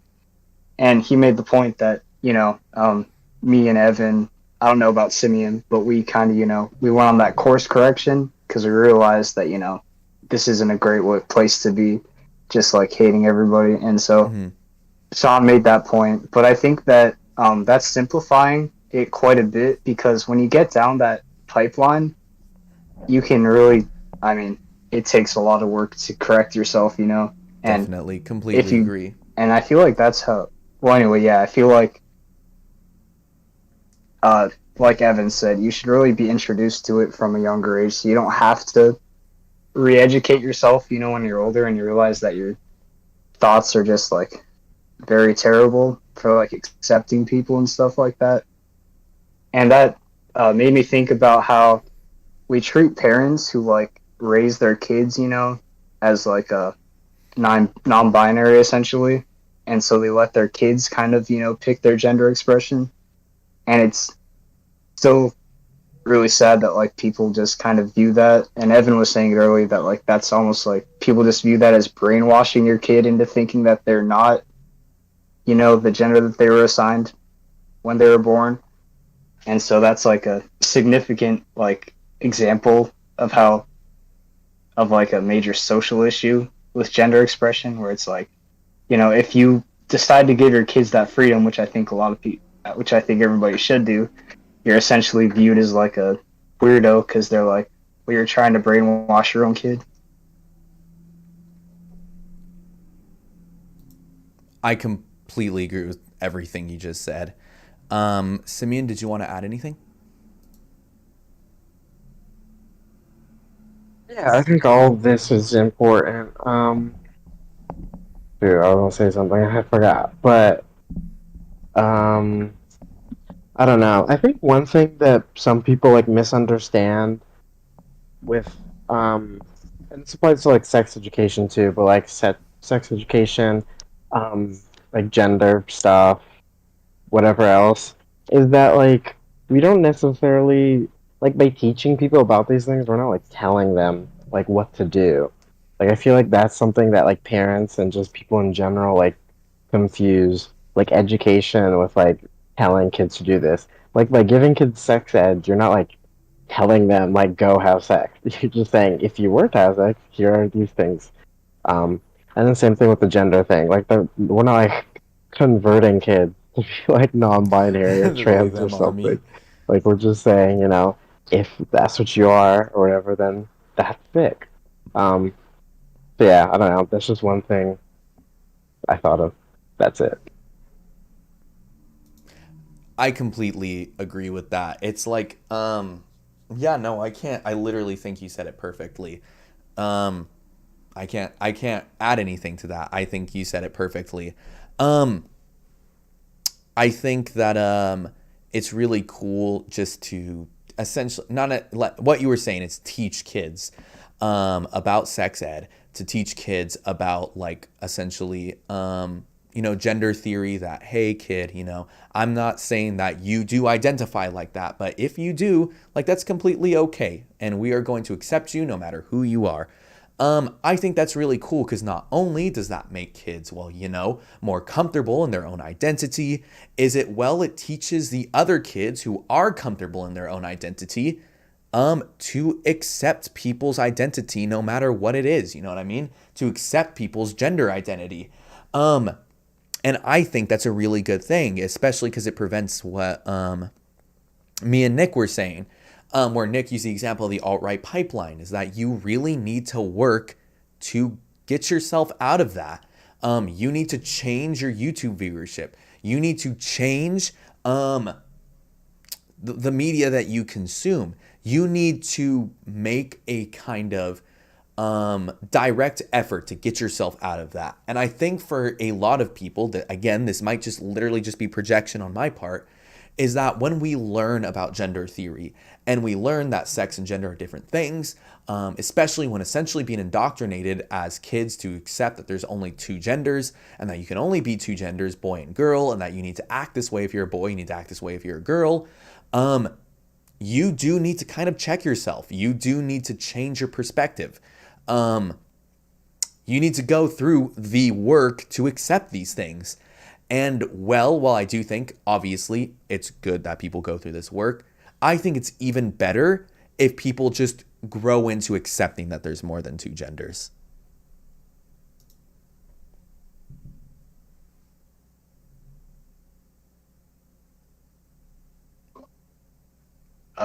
I'll just say that, yeah, I totally agree with all that.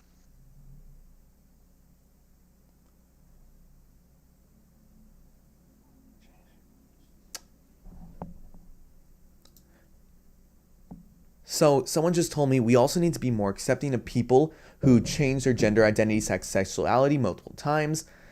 Yeah, like the essentially this kind of idea that I think a lot of people have and a lot of parents have, is that when you like change your gender identity multiple times, suddenly genders become kind of just a phase.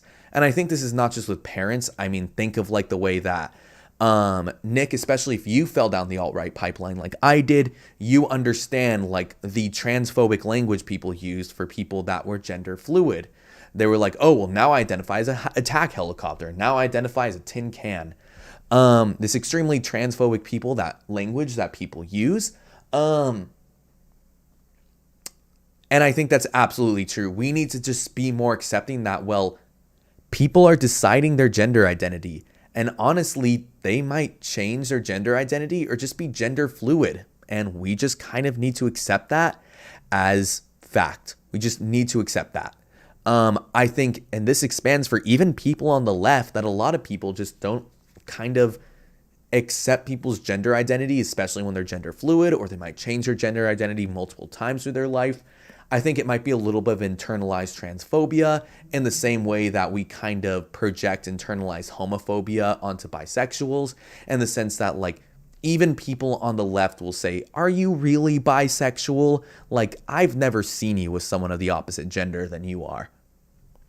So that's what I have to say on that one. What do you guys think? Yeah, I totally agree. It's like you just kind of have to accept it, and when you can find acceptance, it's like, you know, that's the only real way that any relationship can stay, you know, healthy. Whether it be like you between the government, you between your parents, you between your significant other. The person between government has a lot more steps, obviously, but that's more of like changing society to accept everybody. And you know, even if people change their gender expression many times, it's like, why do you really like care? You know, like that's your son or your daughter. And I know that argument's made a lot when you talk about like abortion or something, with like, what if your daughter, you know, got raped and she couldn't get an abortion? But it's like, and we definitely need to get away from that narrative of like, but if it was your daughter, you'd be so. It's like, well, if it was anybody, you should just be, you know, a lot more accepting to the issues that other people have. And I watch a lot of Queer Eye, and so like I got a lot of insight into like the just like the gay community, you know, and they talk about their experience specifically with church and how they you know, church, which is supposed to be like this thing that's very inclusive to everybody. It's supposed to be a place where you can go to find solace, no matter if you're rich or poor, you know. But then, oh no, you're gay. Well, you're all of a sudden like the church is probably going to turn their back on you, and That's big. Your parents might follow suit with that. And that's just like, if you can't, even in like 2022, when you know, homosexuality is a lot more accepted. It's like, yeah, it's just crazy that even today, like, parents will just abandon you, even if you just turn out to be homosexual. So, like, I wouldn't even really want to know what would happen if you came out to, like, your parents as transgender in, like, a deep southern state. Like, that's just stuff that... Yeah, absolutely. I'm kind of glad that I don't have to deal with, if you will. And it just makes me a lot more sympathetic to the experience, you know? I completely agree with that. I also have some more stuff I want to expand on what you said. Simeon, do you have anything you want to say beforehand?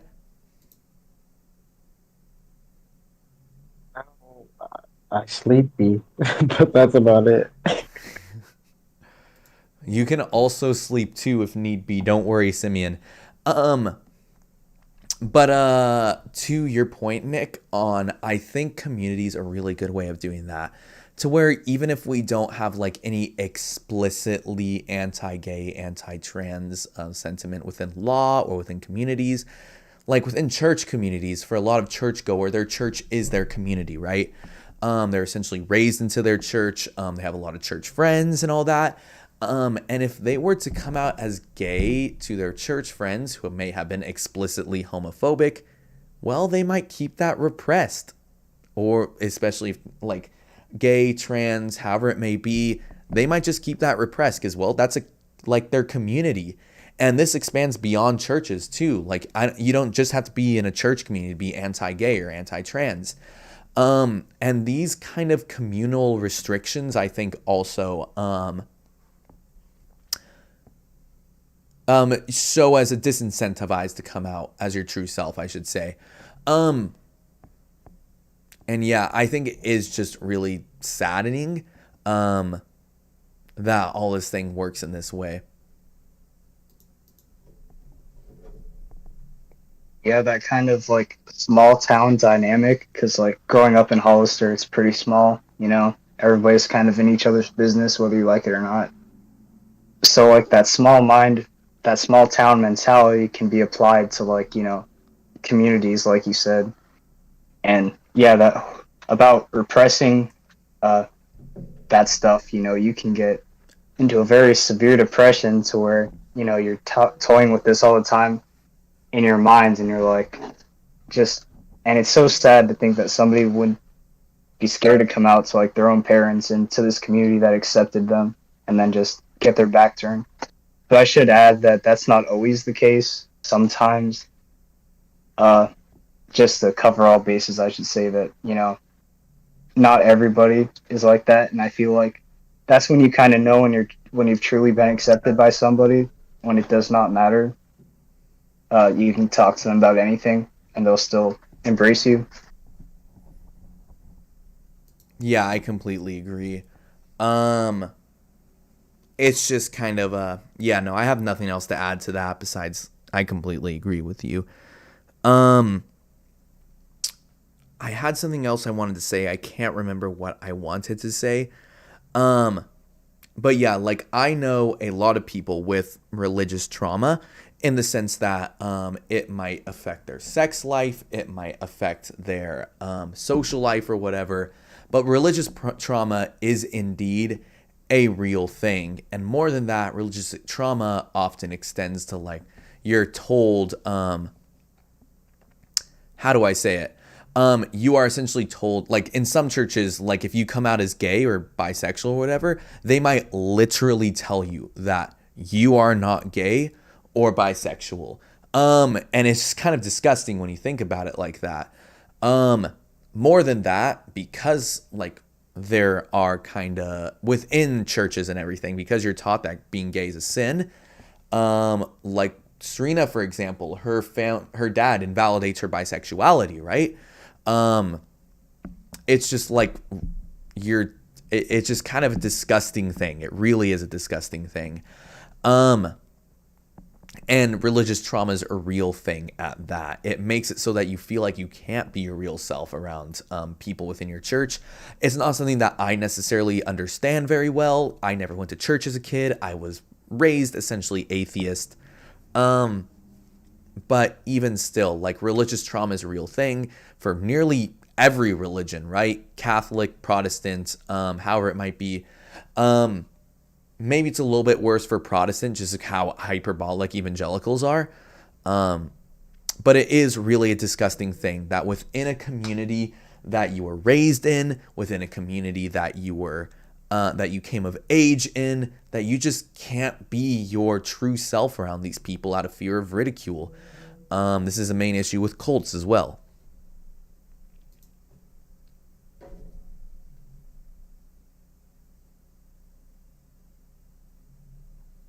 I would add that they also kind of tell you, if specifically in churches or maybe just deeply religious like towns, they would, you know, you're raised with God, you believe in God, you're very religious, and you have a deep relationship with God, you know? Yeah. And so even if like your parents abandon you, teaching kids that like, you know, you're going to hell, I guess, if you're anything other than like heterosexual, they affect your relationship with God, which like if that's all you have, then that can send you into like a very deep spiral. Yeah, I completely agree with that. I think that for a lot of Christians, God is seen as like a higher purpose, higher meaning, I should say. Also, feel free to interject whenever, Simeon, if you have anything to say. Don't worry. I I feel like for a lot of Christians, God is meaning, I should say, in the sense that fundamentally to their life, God derives meaning in the sense that they might go to heaven or hell or whatever, that God is meaning. They might say family is meaning, but like the really, is it really bad weed, Simeon?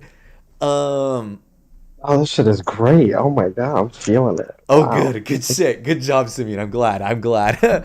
um, but in the sense that for a lot of Christians, God is meaning, and like they will even sometimes teach that God is above the family for the really fucking nutty ones of them.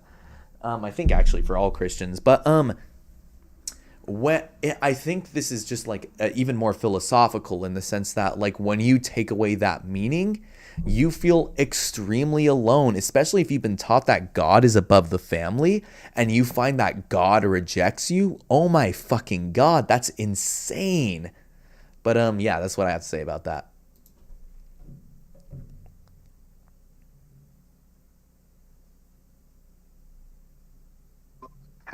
I was just gonna talk about the only weed experience that I've had, and that was I got fucking drunk as hell at my friend's house because I think it was his birthday party, and then I was just like we were doing like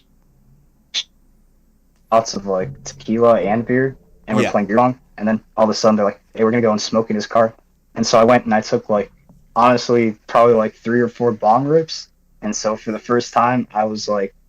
I don't really remember walking back to the backyard if I'm being honest. And then I just wake up like after literally seeing like Ant-Man dimensions for like I don't know how many hours. I wake up and then I just fucking threw up like all over the patio and then my friend had to take me home and it was like Oh God, oh the worst frick. experience I've ever had. Yeah, that's awful, but like a little bit funny, but also awful. So sorry, bro. To be honest, I kind of just want to smoke again to see how it's going to be like without all the alcohol. So maybe I can enjoy it a little bit. I say go for it, dude. If that's what you want to do, if you just want to get zooted, I say get zooted. I love Serena says she loves being high. I think I might be the only non-pothead right now in the stream. But you know what? Honestly, dude, you want to get high? Be high. Do not get the influence of alcohol involved. The only reason I drink, unironically, this is going to sound really douchey of me, is because I like the taste of wine. Other than that, though, not too much. I think that if you want to get high minus the alcohol, do it. This is America, goddammit. We were built on freedom, and you deserve the freedom to get high. Freedom, yep. And that's why we should sell 5-year-olds cocaine. Yeah, freedom, baby. Simeon moved from libertarian left all the way to hard libertarian right in that moment. Evan, I was going to say, don't worry that you're not a pothead because I'm also a borderline alcoholic. I do understand that it's a funny meme to say that I'm an alcoholic. I did drink the rest of my wine tonight. It was excellent. It was a Cabernet, and it was fantastic. What was it called? An intrinsic cab. You can find it at Safeway. $20 if you remember, actually. Has this cool woman in a dress. I thought it looked really dope. And it was really good. But anywho, yeah. There's that. There's my contribution to that point. As useless as it might be.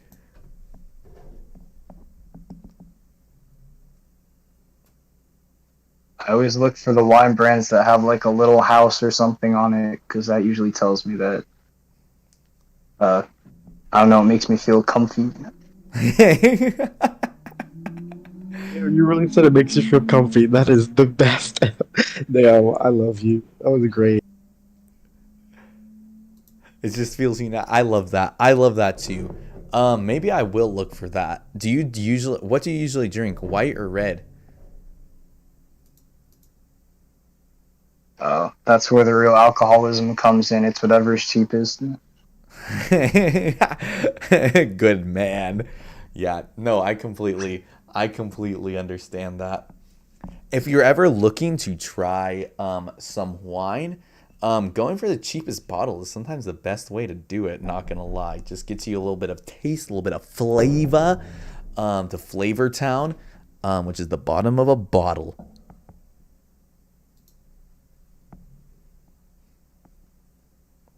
Yeah, one time I got some cheap whiskey and I woke up like in the morning and half the bottle was gone and I only remember drinking about a third of it, so that's enough whiskey for me.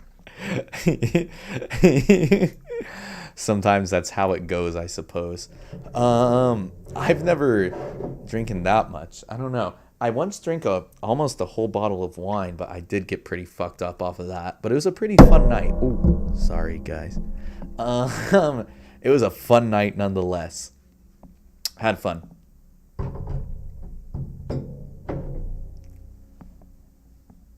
Why are y'all still awake? It's 1 o'clock. Like, Simeon, damn.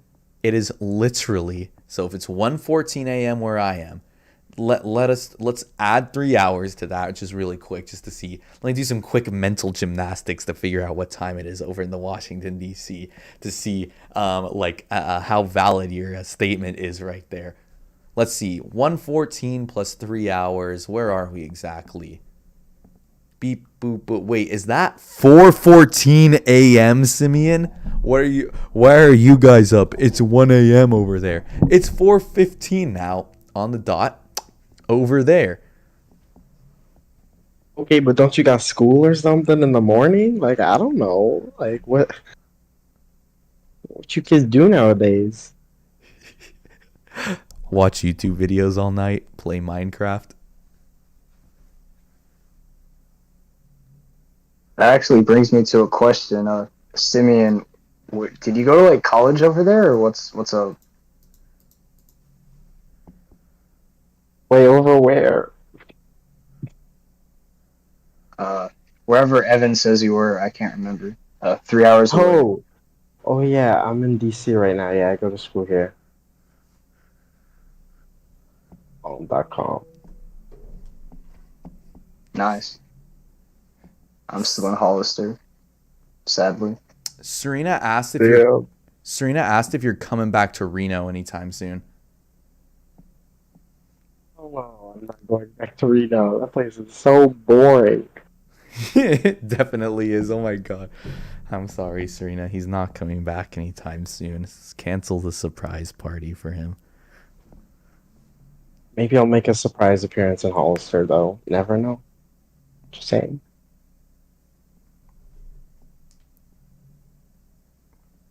I'm gonna hold you on that. Even though you said there's like a small chance, but I'm gonna guilt it over you. Okay, well, you know what? I'm fine with that. Okay, Evan, you're probably right. I should go to sleep. So I'm gonna leave it here. Great stream. Uh, yeah, bye everyone. We'll see you later, Simeon. Have a wonderful night, my friend. Bye. Good night. Sleep tight. I think I am going to probably end the stream as well. So thank you for joining with us, Nick. I really appreciate it. I think, though, that is the end of it. You have a good night, Nick. It was good talking to you, dude. All right, you too, Evan. Adios. Adios.